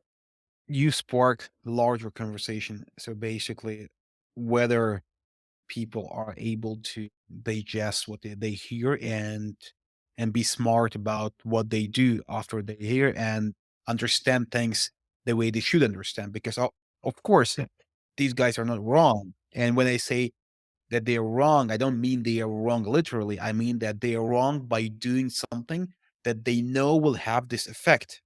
So it doesn't matter what you think. It matters what effect it makes on people who listen. And you can say, I didn't Mhm. mean that, but if it affects people in a certain way, then, it's like in religion, you can go into a religious place, like to Muslim place, and eat pork, and you say, I don't mean anything bad, but you will hurt the people, their feelings. So I think Okay. in this case, you say that. So first, I think people should care, and people can do anything they want. But I think, and I do that I care on what people actually take out of things I say. Like, how does it affect them? Because I know Mhm. that many people read what I say, and I know that people will try to repeat what I say. And that's why I don't say anything I want. I say something that will be useful for those people. Same with kids. Right? And at the end of the day, I don't want to say like you should be smarter on that because what I seen is that I actually Mm. seen people. I had an experience with people who have spent years. decades. I have one guy in particular as an example who has spent a decade. The guy I built Sail bot with, Vitalik, he has spent a decade focusing on all the Mm, wrong things because he's been indoctrinated with all that stuff. He really thought that he has to make things complicated, he has to make things mm, scalable, he has to make all that stuff. And he always failed every 10 years. And for one hand, you can say that he doesn't deserve to not fail because he's like that, like he can't digest the thing in the right way. But from other hand, uh, we can see that now he's successful maker. His product is successful, and it means that I managed to explain him and convince him and de-indoctrinate him yeah. with the other point. And he's great now. He's doing really well now. He focuses on the right things. And that's just one example. I have more examples like that. So I think that is actually rather hurting. Like maybe 90% of people, like you say, they won't succeed no matter what. There is very large proportion of that full distribution where people just have wrong indoctrination in their head. They have everything to succeed, but they're just indoctrinated in a wrong way and they cannot do anything with that. It's easy for you to imagine that it's easy for them Mm. to understand what's right, what's wrong. If you dig well into your own self and you see that 7 years ago you were like that, you were wrong, you were doing wrong things, and now you're not like that. But you should not assume that it was guaranteed for you to actually understand the real world. It might have been Mhm. that there was one lucky moment where something happened and you are like that. There's another alternative reality where you're unsuccessful, you're just spending all your days and nights on working with the servers, and you think that that's the right way possible. Okay, so I'm just biased and people do change. I just can't Yeah, find proper words to teach them properly. That's the problem, right? yeah, I think so. I It's don't just know. the survival case where it worked for you and you think that's normal way. You're wrong first, you do stupid things, then you get smarter, then eventually you're smart and you do successful things. But I've seen a lot of cases where smart people who deserve success have never succeeded because they just were indoctrinated with the wrong thing and they never managed to see both sides and pick the right one at the end You told that people don't want to hear that. Why? because they're indoctrinated. Like all the parties are indoctrinated with certain things. It's almost like religion, right? There are very few people who stay in the middle. So most people either think it's very stupid or they think it's very smart. And in this case, if you look at the maker society, it's mostly dominated by developers. And most developers are on the HH side because why? Because most developers try to protect themselves and find some ways to progress. And the best way to progress is to write code. And that's why they don't want to avoid writing code. They want to actually Mm, do the opposite. They want to find more work to see the progress. And that's why it's difficult for them to accept that it's better to just save all time. Just go to Vercel. You spend zero time on this because, people tweet that I spent the day and I bought this VM and I did that. I connected this and now it's auto deploying and they're proud about it. They're proud about this whole work. And that's a problem because it's a very dangerous slope. So if you're proud about that, tomorrow you will be proud about you building your own auth. After that, you'll be proud about building your own UI instead of just, mm, you know, buying a template, et cetera, et cetera. So it's basically the whole strategy here is wrong. And then the one day you will think, all right, somebody says, like John says, that you should focus more on marketing. And then he'll spend the whole week on marketing. Nothing happens, no progress because it's difficult. He feels pain. yeah, And the next week he starts with something where there's no pain. He writes code again, yeah, right? That's it. And it's so difficult to get out. It's like guys who play video mm, games, they never fuck girls because it's so much enjoying to play video game and they don't have yeah. enough motivation to go outside and make friends and be funny and Yeah. learn to dance, to go to the club and things like that. Same here. So if you have this easy dopamine of doing tech stuff, whenever you try marketing stuff, there is nothing good about it. You feel nothing, no progress, and you drop your all back to servers, the logo, code, and things like. So your mission is to take these people who don't know how to break this loop and put them on Yeah. the right path. You want to do that. You want to change people, really change, Yes. not focus on the ones who want to, but make the masses, force Yeah. them to listen. Because I think those who are good, they need nobody. I mean, they don't need my advice. They don't need a DHH or Peter Level's advice. They will be fine. But those who are on the side of procrastination by writing code and deploying servers, like Mhm. they're in the Mhm. trouble. Most likely, they will not get out of that trouble. They will just spend their life for years and decades thinking that the reason they don't succeed is bad idea, bad timing, bad friends, bad whatever, right? But Yeah. in fact, the reason they don't succeed is that they don't do the marketing. And I don't talk about marketing in the short term. I mean that you have to suffer.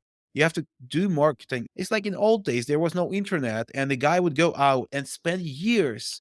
I remember myself, the first year in the university, I was trying to find a girlfriend, and in a year, nobody even talked to me.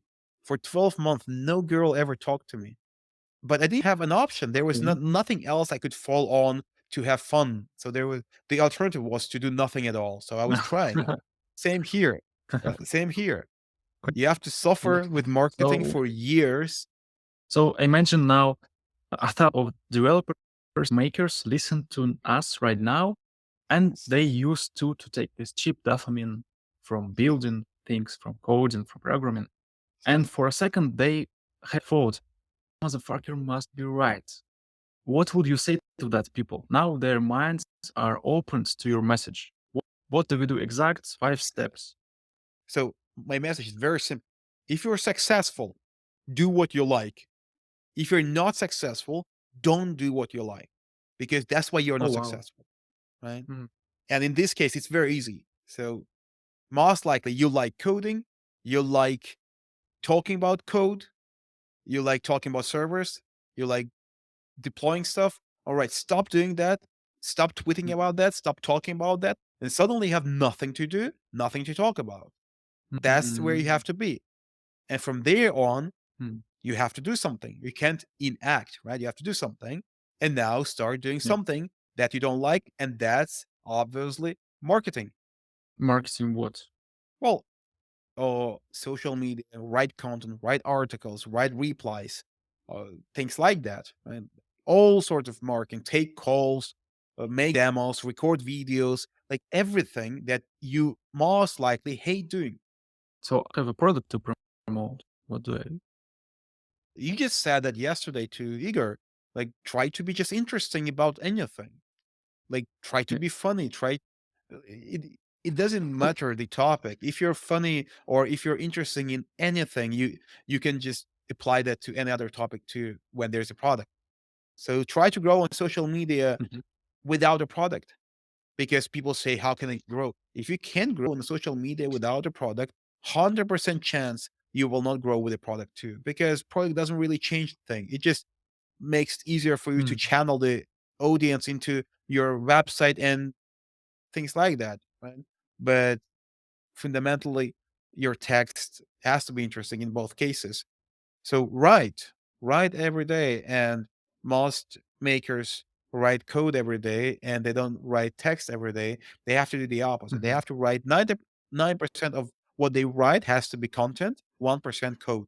If you go there, like I truly believe if a developer puts that rule and somebody has to actually write an app for Mac that counts number of code lines or text lines you write per day. It's actually easy because the code has certain look, Mhm. like that's the statement, etc.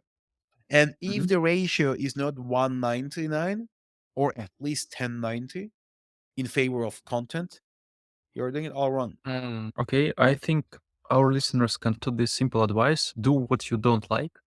It's super well said because obviously that you do that you like, and if you're not successful, this thing that you do is not what you want, what you need to do. Exactly. But Yeah, you get the eventually, when you point. become Okay. successful, you So, will like that oh yeah, for sure. So because you maybe you like can not what delete this. give. Yeah, I mean, Okay. we are like that. So we like we something that wins basically. And by default, developers like coding because coding works. You write code and it compiles, it renders something, so it works. They wouldn't like coding if it would never compile. And the reason they Yeah, don't makes like sense. content is that imagine that you tweet something and there are no views. It's the same as you write code and it doesn't compile. It doesn't work. And you don't like that. Whenever you get stuck with code for too long, you don't like it. You don't want to write it anymore when it doesn't work. Same here. So, but once your content works, you will love it. You will love it because it gives you the dopamine because it works. Oh, it's addictive. I would It make is. this your advice even more concrete. Make it it's about products, Yeah. startups, what you learned past week, what you want to learn, maybe some makers who inspire you.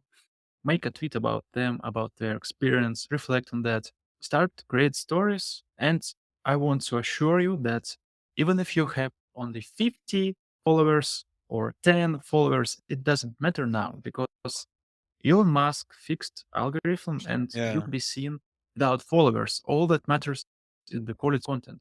And as you tweet, every day your skill will improve. And it means your tweets will be better and better. 10% every day, it will be X more views in a week. And you will start noticing that you Yeah. are getting traction, you're getting views, and eventually you will start enjoying doing marketing. You can apply this to any other marketing activity you can imagine. And the best way to start is Twitter today because you can get views without followers. You don't need a background. You just need to write interesting tweets. I truly believe that since you're a programmer, since you can write code, program, you're smart, right? Because if you're dumb, you can do that. And since you handle this skill of writing, maybe not the best artist in the world, not a king's level, but it will be something. Just start. I think so too. I think people don't try enough and think they can't. I might be wrong and maybe we're born with it. There's chance. But I still think that people just give up too early on writing. And when you look at children, children don't give up on walking and they walk. You know, almost everybody can drive a car. So there are some things which are difficult, but people learn, but they put month into it. And with Twitter, a lot of people who say they can't. You check number of tweets they made, it's like less than 100. I'm like 100 tweets, it's Mhm. like 100 attempts of walking for a child. Of course, child will not walk after 100 attempts. Even 10,000 or 50,000, right?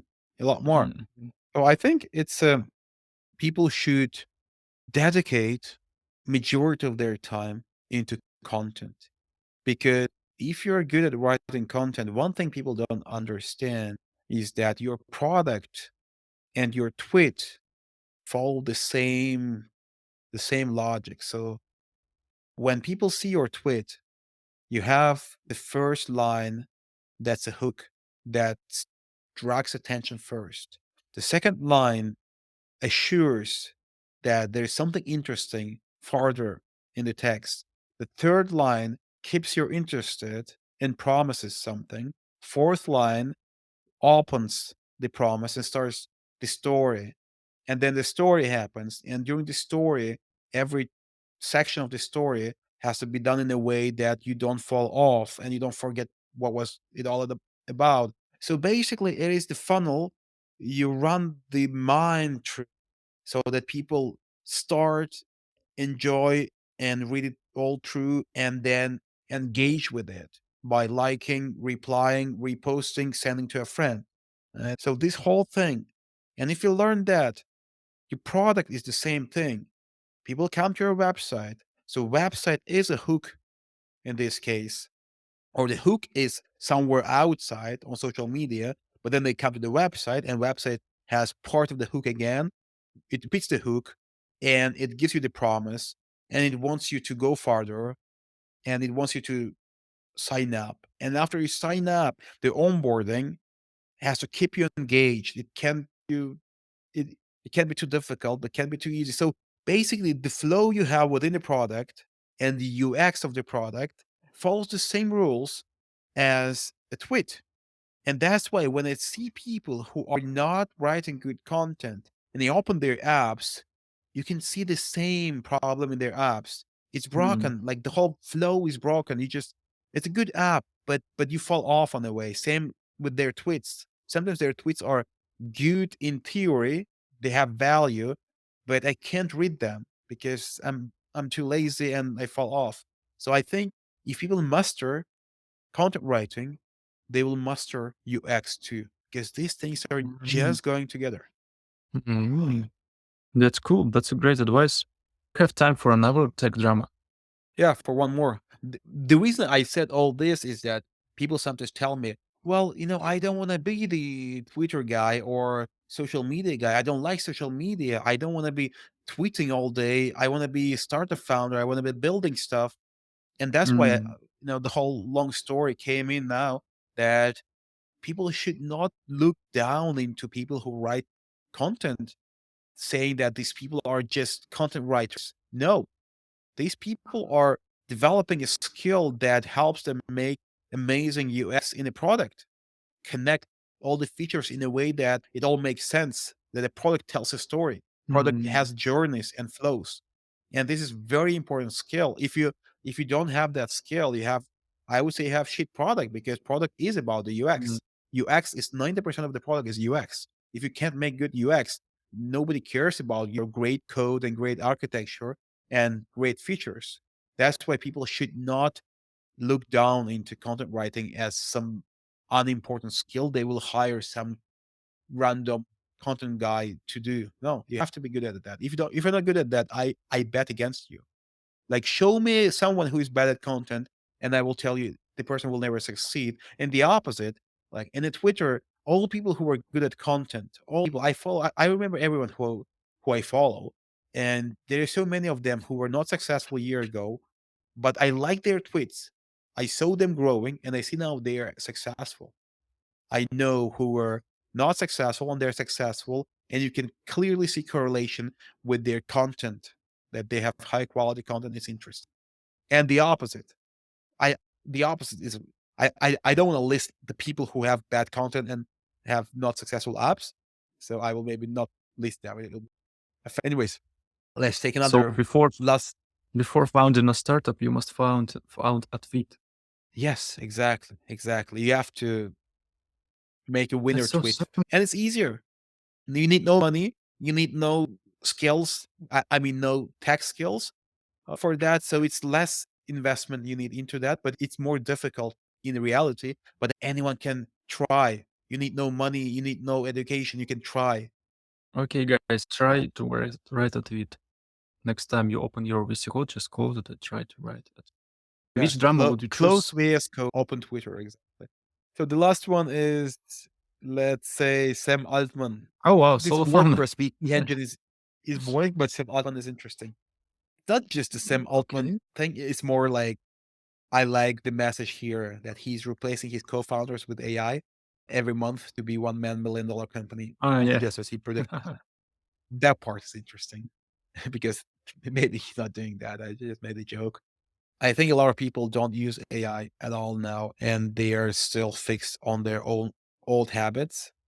And I think founders who use AI gonna win against founders who don't use AI. Um, and a lot of founders don't use AI because they just find excuses why AI is not as good. The good example is, for example, I don't want to promote my tool, but I have a tool that creates AI articles.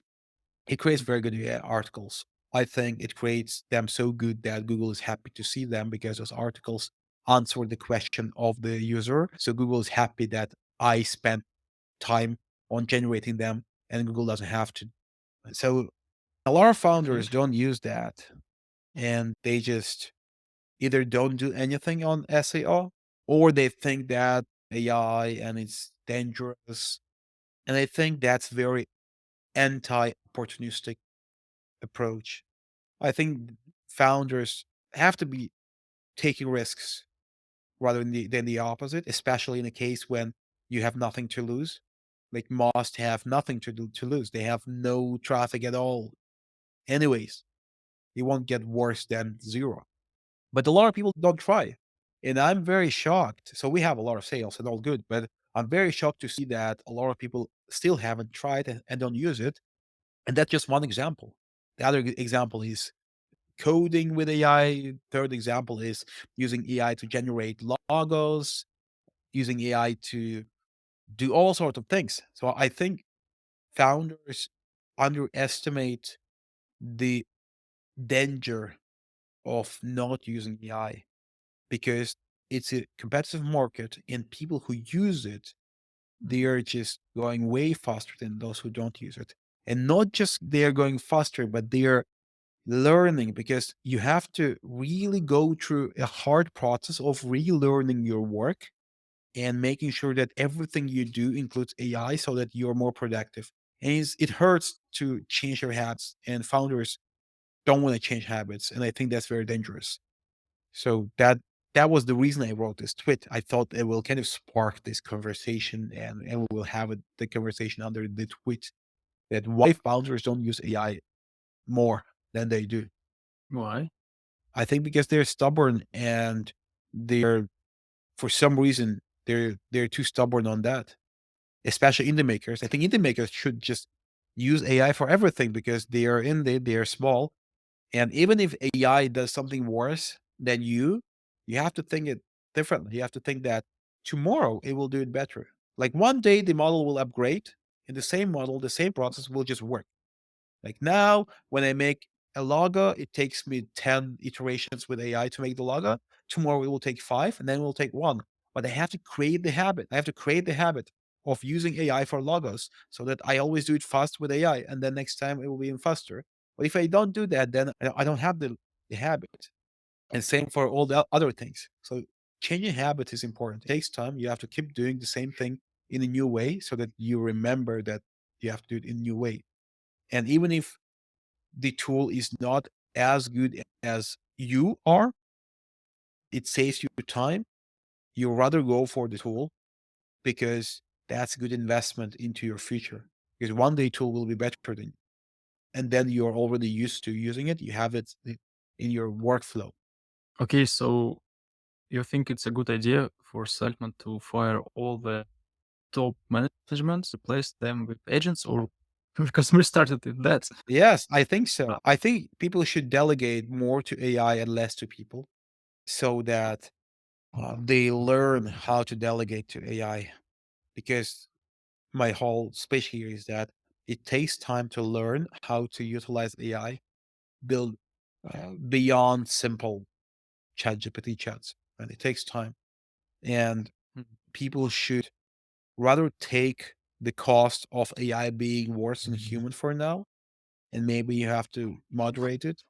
But in 3 years from now, those who've been using AI all this time, they will be in a winner position compared to those who weren't because it takes time to learn to use AI in your daily work for all the things. okay, I Like, use AI like I daily. would I can't imagine my life without it. Don't everybody? use it a lot. I don't think a lot of people use it as much as you do. I don't know how much you use, but I You think you use it makers more than or, I or think most normies? makers don't use it at all. I really think that most makers don't use AI at all. Like ask how many people use AI today, and most will say they didn't. Do you mean makers or normies, just users? No, I mean makers. Users use it more actually because employees, for example, because for them it's easy. They Oh, find wow. one use case and they keep using it. Like if you're a designer, you keep generating code on that for your designs, for example, every day. But for makers, it's more difficult because we do 100 things and we have to learn how to do 100 things using AI. It's more difficult compared Mhm. to people who do just one thing. And that's why most makers end up just not using it because they feel like it slows them down. For example, Okay. I used to create the directory data in the old fashioned with hands. But then I found a tool that does it. It's called AutoGrid. Okay. Pretty cool tool. You check it. So it took me a while to learn it. It took me a while because it's and it was slower at the beginning than without the tool. But once I learned it after a few days and I get used to using it, I could start collecting data from my directories on 100x speed compared to what I did before. Mm, Now I want to build my own okay. tool that does the same because I have some things I want to do differently. And also it makes sense for me because I have directories and I will integrate that into Unicorn platform. But what I meant here is that it's good to invest time into AI tools and adopt them, even if they are not as perfect, because once they are perfect, you have the whole thing running on that and you can avoid hiring the whole department of people who will have to do the same job for you. I think people have to be obsessed with the revenue per employee. They have to be obsessed with the idea that they should have no people because 5 years from now, those who Okay. have less people will be able to scale faster because you can scale AI horizontally, you can't scale people horizontally. You can't just hire 100 more people to do the same thing because then you have to manage, you have to put managers on top of the manager. You can 10x your AI agent and it will just work, right? And you're speaking really interesting. I enjoy talking to you and listening to you, but you always speak like an academic, like a professor. You tell it really broad for everything, every situation. Can you be more specific? Maybe in this case, can Yeah. you share sample of an agent so people, oh wow, it's cool. I will start using this one, and maybe you can Yeah. say I me more. give you real examples of what I did today and what I used. So I made new Okay. directory today and I generated my logo inside ChatGPT and it was fine. So I saved Mm, time on logos. ChatGPT made the logo super okay. fast. Then I went to AutoGrid and I Mhm. configured that so that it can generate directory items for me. So the way it works is that Okay. there are a lot of cells there and every cell can act as a scraper, as a own prompt. So I Mm. say like one cell is so I'm building a directory called business ideas. And I said, I will put a business idea on the left and you have to fill out the Okay. rest of the cells. So the rest of the cells are budget, possible audience, category, Mm. complexity. And I don't want to Mm. invent those values. It's Cool. very difficult. You need to do research for that. So I programmed every cell. Yeah, I see you're excited. So I programmed every cell to figure out that value Mm. based on the title, and it does it Mhm. perfectly. So now I put an idea, and then it creates all the other columns for that idea. It does Google search for it.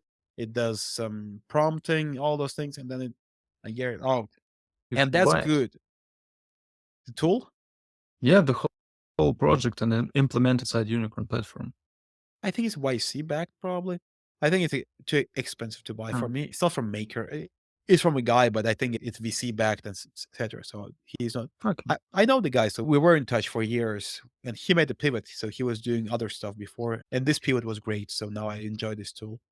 So that's the thing. So now I replace the whole person who has to assemble this data set for me, and not just Mm. once, but constantly. And also the quality is higher. Really, the AI is better at this than someone I would pay few K a month doing that because it's not an easy job. You have to understand the business ideas and numbers and everything. So that's one thing. The third Mhm. thing that I did is the blog articles, and I use SEO bot for that, like my other tool. Mhm. And that just runs on itself and I do nothing really. It just generates amazing articles with high quality, high value. They get Google traffic. People actually read them. That's why Google gives the traffic. Google will never give you traffic if people open it and they think it's shit. Right? They will only give you traffic if people navigate to your article. They don't come back because they read it. That's why everyone who says Google flags AI stuff, no, it does not. It flags bad content, and you can write bad content with your hands if you're bad at content. And AI can write bad content too, but if good, it can write good content. So that's another way Okay, of cool. saving your time. Amazing. And these three things I did today. So basically, I made a directory today, and I spent maybe 2 hours in total for the whole thing. And now I have a directory with ideas. I have directory with blog posts. So basically, it is ready to win the traffic, and it will win the traffic because I did that many times, and it just works that way. And someone else out there spending weeks and months doing the same thing with their hands, and it may just not work, right? And 3 years from now, I will have 100 directors, and someone else will have just few. So what I mean is that these methods, they're not just helpful for a particular moment, they make you fundamentally stronger. So you suddenly get this extended arm, right? So AI makes you Mm, superhuman. So you get an extended yourself. So you're not a human anymore. You're a superhuman who can just do a logo in a minute. In the old world, you would need an hour or more, but now it's a minute. Right? Same with other things. And if you have this in your arsenal, then every next product you do, you will apply this. So you will be stronger for every next product you do. And if you are not doing this, then you're competing with someone who is doing it. People ask, how do you have so much time for Twitter? Well, because I save my time for some of the things where I can save it with AI. And I recommend everyone doing that. I recommend people like try to replace yourself with AI as much as you can. Like there are tools for mm, everything. Go to Product Hunt, filter by AI category, and there are like things for everything. AI for support agents, AI for content. Just don't use AI for Twitter. That's it. Like do anything with AI, but never uh, generate tweets with AI. Never. And never generate replies with AI. Please don't do those two things because we want Twitter to be a place for humans, not AI. But everything else you should use AI for. cool. So what about Sam Altman? I think he might be doing that. We don't know. Like he fires people, but he never hires people. And that's interesting. Mm, You know, somebody leaves and then you expect him to replace a person with new person for the same position, but I don't see that happening. I don't know. Maybe they're using Devin internally, or maybe they have built something. I don't know. I would be interested to see. have that sense that Sam Altman is slowly turning into the bad guy? Think Sam Altman is a guy with difficult fate. Like I can imagine his life, and I think there are certain things in him that might manifest in a very tyrannical way, as we see now. Mhm, But I think it's not bad. I think it's good. I think he is a good CEO. I think he's a good founder. And I think he is probably the top three genius of our time. So I think it's Elon, Sam Altman, and Ilya.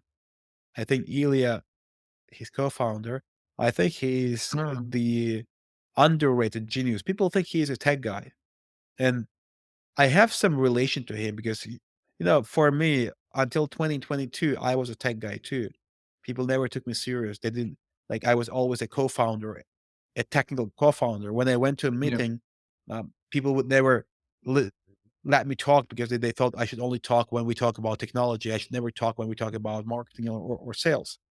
And it turns out I'm a pretty good marketing guy and a pretty good sales guy, right? Maybe better than a tech guy. So, and he's like that. If you listen when he speaks, if you listen, I think he sees future better than the Moss. I think he understands all the things besides technology so well, so that I think he can be one person. He can be like Elon Musk style. I think he can easily be that. And I think we will see that. He is very young. He's just 40 or something.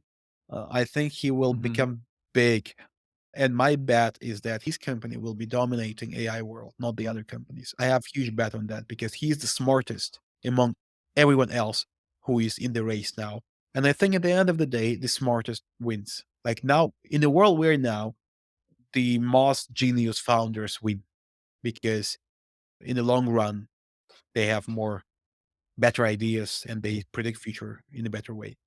But Sam Altman, I Okay. think, is in the list, and I think he will be a strong power.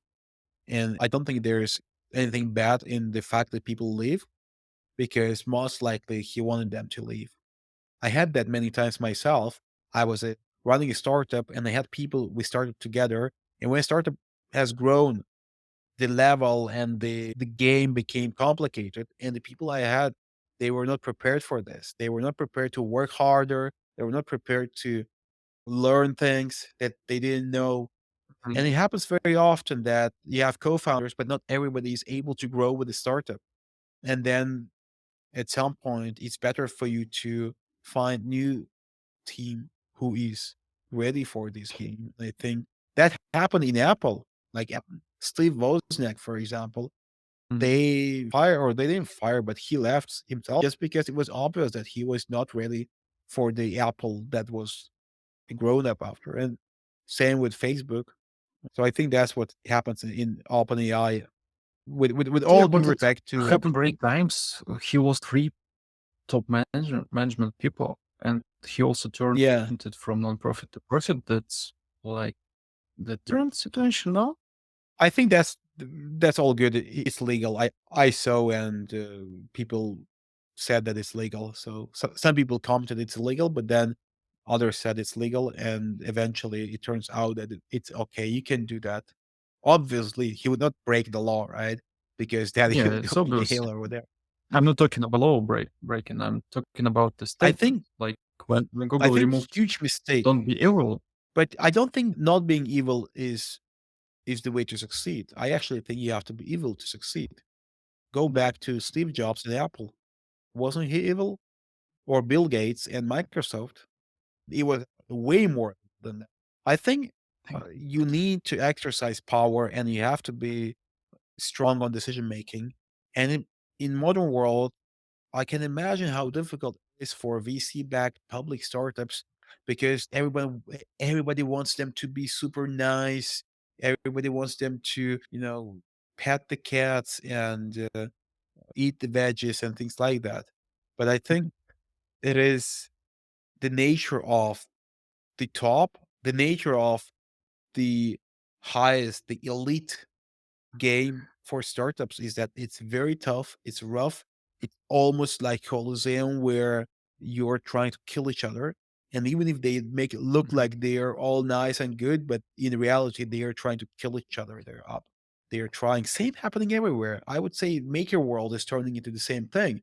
I sent you that post yesterday that I think that Maker World will soon turn into a very competitive place where top makers will be fighting each other. We are almost there. Year or maximum 2 years from now, we will see that top makers will be in a huge fight with each other for the same products, for the same audience and same markets.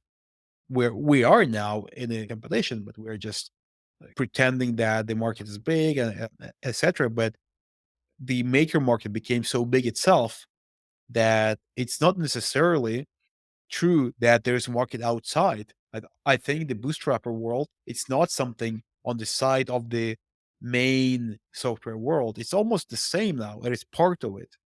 And the best that is that you make a tweet and it goes to 500,000 views.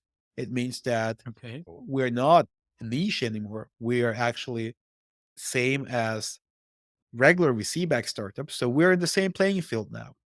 Same playing field. Okay, so when AI started to take off 2 years ago, Sam Altman was world and sharing his vision about how AI will change the world. He was talking about UBI a lot, and he made that image of him like, as I said, literally a messiah, like a guy who will change the world to the best. Hey, let's everybody unite around Yeah. OpenAI because it's in profit and it has open open name. And so now you're saying that he's just the next Steve Jobs. He's just a capitalist wanting millions. That's Yeah, of that. course, of course. I wouldn't say Okay, just shit. capitalist. I think I trust literally him. every single founder that was successful was just a capitalist. there wasn't an exception ever in our history. But at the same time, people are people and they certain philosophical beliefs and they exercise them too at the same time. But it's like when the when the shit hits the fan, things change. And I think every big founder like Steve Jobs or Elon or Sam, I think their number one priority is the rough business fight they're having. And all the other things are just part of them as humans that they want to exercise. They want to talk about things they're inspired with, and etc. But every day the real fight they're having is a typical capitalist fight with the competitors, the world, with the users, with money, with the governments and everything. And that's where they put 99% of their effort. And 1% goes into all the other things which we see. And that's why we think that that's where it all starts from, it comes from. But no, I think it all comes from like you can never be running a huge business if you're not incredibly good business person. Like you're not landing on the top of existing business with a helicopter from a month retreat, right? So you are the one who has been growing this from zero to here. You've been killing, not literally, others on the way Okay, but to get there. do you still support Sam Altman and OpenAI now? Of course, I support every business because I think that every business is the same. And just the fact that one business does better at their PR and makes me feel like they're good people and they love humanity and they do it for the others, not for the money. I think that's Mm. just good PR. And why would you just support them because they're having good PR where inside it's all the same? It's same as with politics or same as with countries. Like every country wants to have dominate the world and have power, but then one country does it in a stupid way and everybody hates that country. The other country does it in a smart way, everybody loves that country. But in reality, it's I always come back to these simple examples of guys because you can apply this to anything. Like there are multiple guys like you, me, and someone, and we're in a bar. There's one girl and we are now competitors and I want you to fail. I want you to fail as bad as you can so that I get the girl, not you get the girl. And you want the same for me. It doesn't matter. We can be Yeah. brothers, but we hate each other at this moment because we're directly competing. But of course, we want to behave like we are not like that. And that's what happens with companies. That's what happens with politics and countries. But the real game is a bloody fight where everybody wants to win as much as they can, and everybody wants everyone else to lose. Okay. That's kind of sad because the whole marketing campaign of OpenAI and Sam Altman was around this picture of a new bright shiny world. And so now you're talking just marketing trick. Same as for any other company. So, no, I It's can. every marketing trick. Yeah, but Apple sells phones. OpenAI was selling a whole new world. Like if Apple fails at selling me a broker, say, okay, shit, this new model is not that good as they promised. Fine. Um, if OpenAI not what they're claiming to be, that would mean that the whole world is in because they can create AGI and conquer everybody. No, yeah. Oh, you mean that? Like the danger of uncontrolled AGI. I think it's very naive to really hope that it can actually be controlled because some say if you control the data centers, you can control this, but it's not true in reality. You don't need huge data center in many cases. It's not just about that. I think we should maybe relax with this whole thing and rather think differently. Maybe we better get there faster and we better get there with more players so that when there are more Mhm. players, then first of all, if AGI is created, it would be better for the world if there would be multiple AGIs created at the same time, same as we all benefited from multiple countries building nuclear weapon. We Oh benefited. yeah. Imagine if it was only US or only Russia, it would be worse, right? Same here. And that's why when you limit, you actually contribute to the outcome where only one AGI will create. Because Mm. when you limit, you make it harder. When you make it harder, less people will be AGI. When there's less people AGI, then maybe there will be only one who made it. That's why I would actually do complete opposite and try to get hundreds of AGIs created around the same time. Because first of all, if there are many AGIs, then technically one AGI can feed the other AGI. Like one AGI may turn out to be good and be used to protect the technical infrastructure or protect against hacking and all those things, for example. And the other will be used in Mhm. a bad way to attack. And then there's even war. There's not war between humans and Mhm. AGI, but between AGIs humans made. That's how I see it. So that's why I'm not even slightly concerned with Sam. I think it's great that there's OpenAI, Google, Anthropic, and this Ilias company, and then Chinese do something cool, and then French do this Mistral. I think Mhm. there are a lot of players, and I hope there will be no laws around this, which will reduce the ability of other players to develop this, because that's what Sam wants. By the way, Sam wants the government to implement the laws, because Sam knows that he has more money than the rest, and he will have more money to follow the laws and to implement things in a way that it follows the law. He has infinite money because he can pull money from investors as much as he can. And for him, it's beneficial to make the barrier big. Yeah. Okay, but I still canceled my ChatGPT subscription form of protest. Yeah. There's just one The best. short one that's interesting. It's this YouTube guy who launched the wallpaper app that was ugly, and people were Oh, just yeah. saying maybe maybe he was not a good reviewer all this time. Yeah, yeah. And I think people should see it differently. What I seen when I saw this is that yes, the prediction I made years ago that influencers will launch their own products and become indie hackers is happening. And we Oh, see huge okay. influencer launching an app. That's exactly what I was looking for in the world to happen, and that's happening.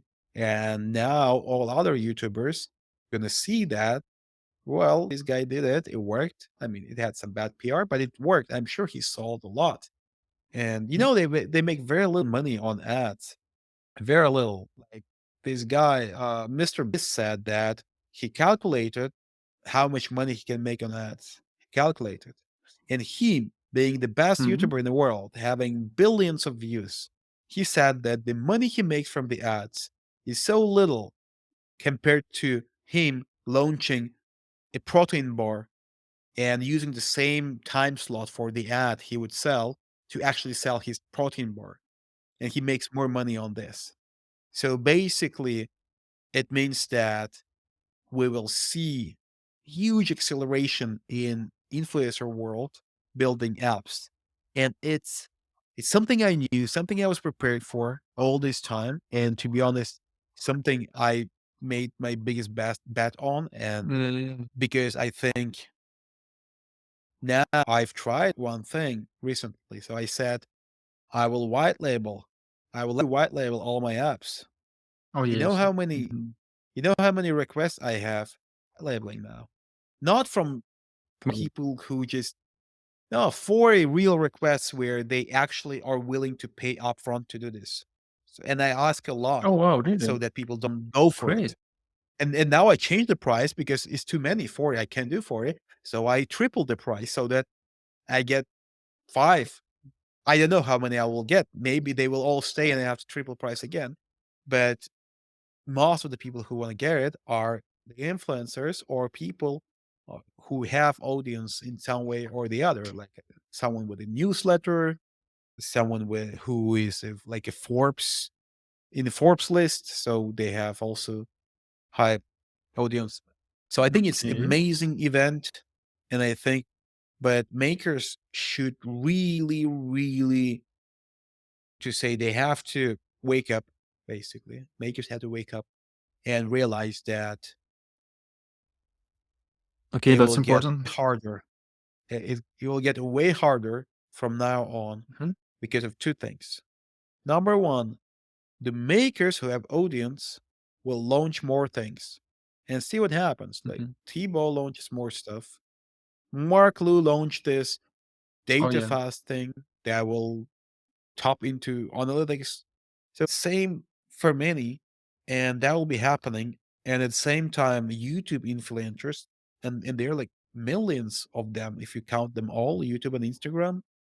I think every single one of them will end up willing to launch a product. Maybe not all will launch, but I think every single one of them will have that in mind and will really give that a thought and will want, but maybe not all will get to the end. And if that happens, then we will open the Twitter feed. And instead of seeing fellow makers saying, I launched this thing, we will see these influencers saying, I launched this thing. So there will be less space in the attention that we can occupy as non influencers. And it means that A, you have to be way more aggressive on building up your audience. B, you Yeah. should do it faster because it'll get just harder tomorrow and even harder day after tomorrow. And these two things are so important. They're so important that makers should just be terrified of this and they should forget about code as anything that's important. Like they should think about the code as letters. Like letters are not important, but the content is important. And in this case, writing code will get just easier, and white labeled solutions will make it even easier. Like people think that Cursor will change the world. They don't realize that Cursor is going to be a tiny little thing compared to the world where you will be able to white label every single thing you can imagine. Analytics tool or Lincoln Build, no code builder, website builder, video generator, image generator. Just imagine if you look at the products created every day, 99% of them could be forks of existing products with some modification. And once we get there, and we're going to get there very soon. Like the next big thing, like mark my word, next big thing will be the microapps or boilerplates, not SaaS boilerplates, but boilerplates of actual products, like boilerplate of analytics tool, boilerplate of a tool that does certain thing well. And when that Mhm, mhm. happens, we will have huge change and people will just launch things so fast. And in that case, the fact that you know how to code will give you zero advantage. Zero, maybe not zero, maybe 1% advantage because you can add in the code. Okay. But that's not as important. That's why start, like the last thing I want to say on this talk today, you're writing code most of the time. And if you believe what I say, your next action is to start creating content most of your time. Like at least 51% of your time every day, 4 hours of a day, of every single day. Never skip it. Every single day, you write content. Not consume, not scroll the feed and reply with some non-important comments or like whatever things. Create content. It's different from replying. Everybody knows how to reply. People are perfect at that, but no, replies are not counted as content in my head because when you reply, it's usually not bringing value. It's usually just your opinion on something and your ego is playing.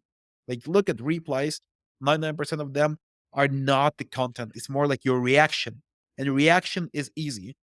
So actually produce the Yeah. content. And if you reply, produce the content in the reply so that reply means something. And it's difficult. Like I assure you, a typical maker will have blood coming out of their eyes after 4 hours of creating content because it will hurt them so much.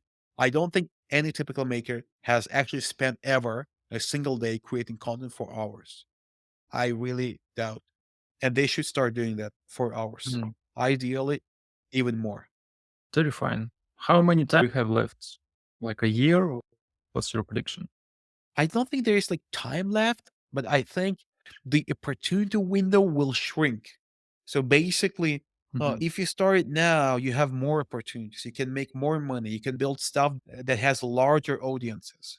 Like, for example, today you can build SaaS. Tomorrow you can only build microservice. The after tomorrow you can only build directory.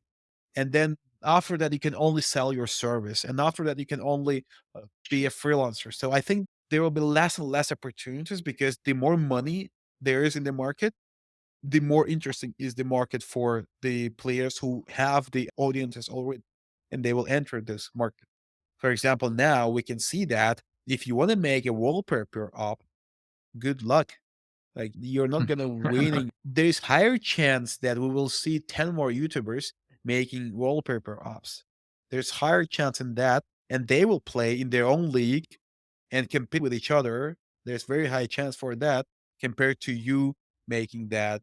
And I saw when this happened, I saw people quickly build those apps. And I bet those apps have like 10 downloads only. So it's going to be more and more difficult for building difficult products with high potential. That's why the earlier the better. And you should not think how much time you have left. You should think that you should Mhm. start now. Like, don't think I Mm, will start on 1st of January or anything like that. Just start now mm, because you have no control of the future. You can't control what's going to happen. Things may go differently. I may be totally wrong, but if you look at two possible scenarios, imagine one scenario where I'm right and you started doing that today.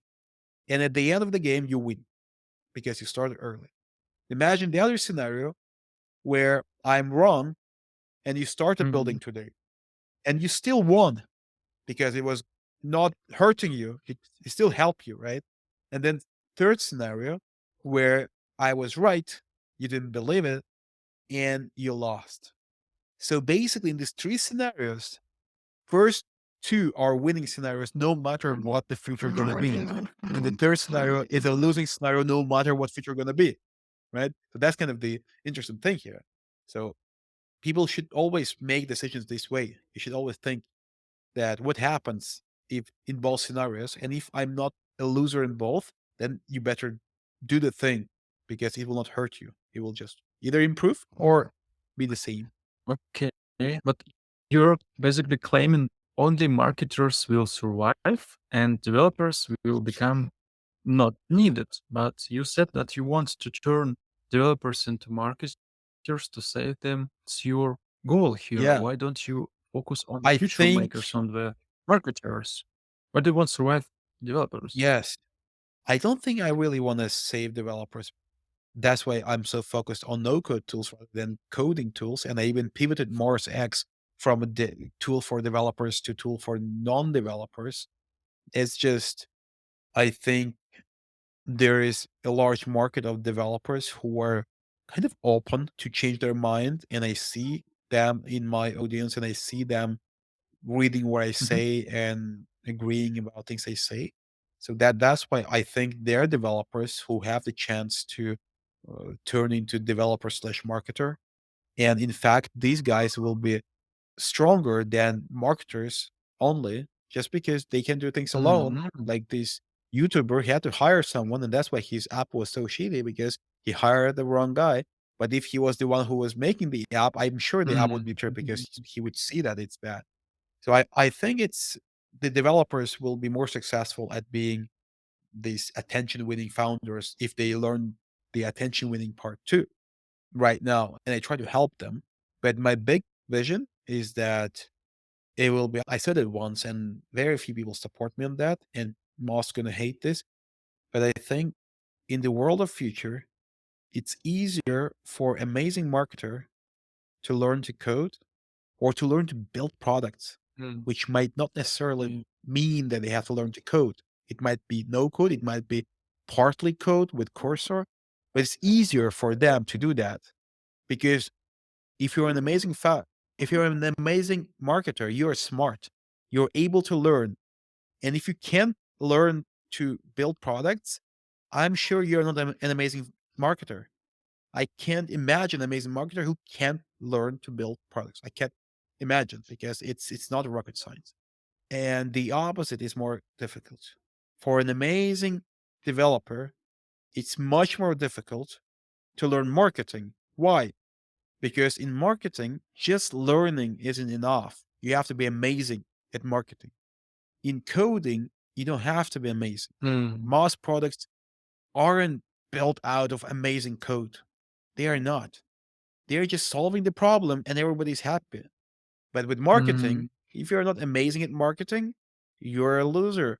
Like your message is invisible completely. Only 1% of marketers get their message through, the rest don't. But every developer manages to ship the product. Like you can't fail. Sooner or later, it will work, right? That's why my focus over time will be shifting more and more towards marketers. And I want to power marketers with my tools rather than power developers with my tools. Also seeing that developers are normally not positive into all this. Like they're more stubborn and they're harder to alter their thinking. mm. Okay, I really appreciate that hard path of the truth teller because it's very unpleasant. Many people will sooner or later they will realize that you're right, and your respect and trust will grow over time. Even if you are now being hated on Twitter, please don't give up. I truly believe that you're doing an amazing job, and you also inspire our influencers like myself to talk more about the things that are usually not listened to but are important. Thanks. Okay, I think we can end this beautiful podcast episode now. Thank you, John, for your conversation. It was the longest one and the most interesting one for Wow. me. Yeah, it was very interesting. Like very interesting. Yeah. Yeah. Okay, and thank Cool. you for listening to the show. Yeah. If anyone has any input, comments, disagreements, agreements, uh, let's discuss. I think there is nothing better than openly discussing and openly disagreeing with each other because even you today gave me certain opposition on certain things I said. And I think it was Mhm. interesting. And I don't claim to be right on everything. I just try to be less wrong every day. And to be less wrong, you have to be not afraid to be wrong. If you have something to say, just tweet or tweet with this video and say, Yeah. It's hey, not I disagree especially with this part 100%. I and John will reply to you, and you will also be less wrong. Thanks. exactly. Bye. Finally, bye. Good night, good day, Good night. whatever. Good day.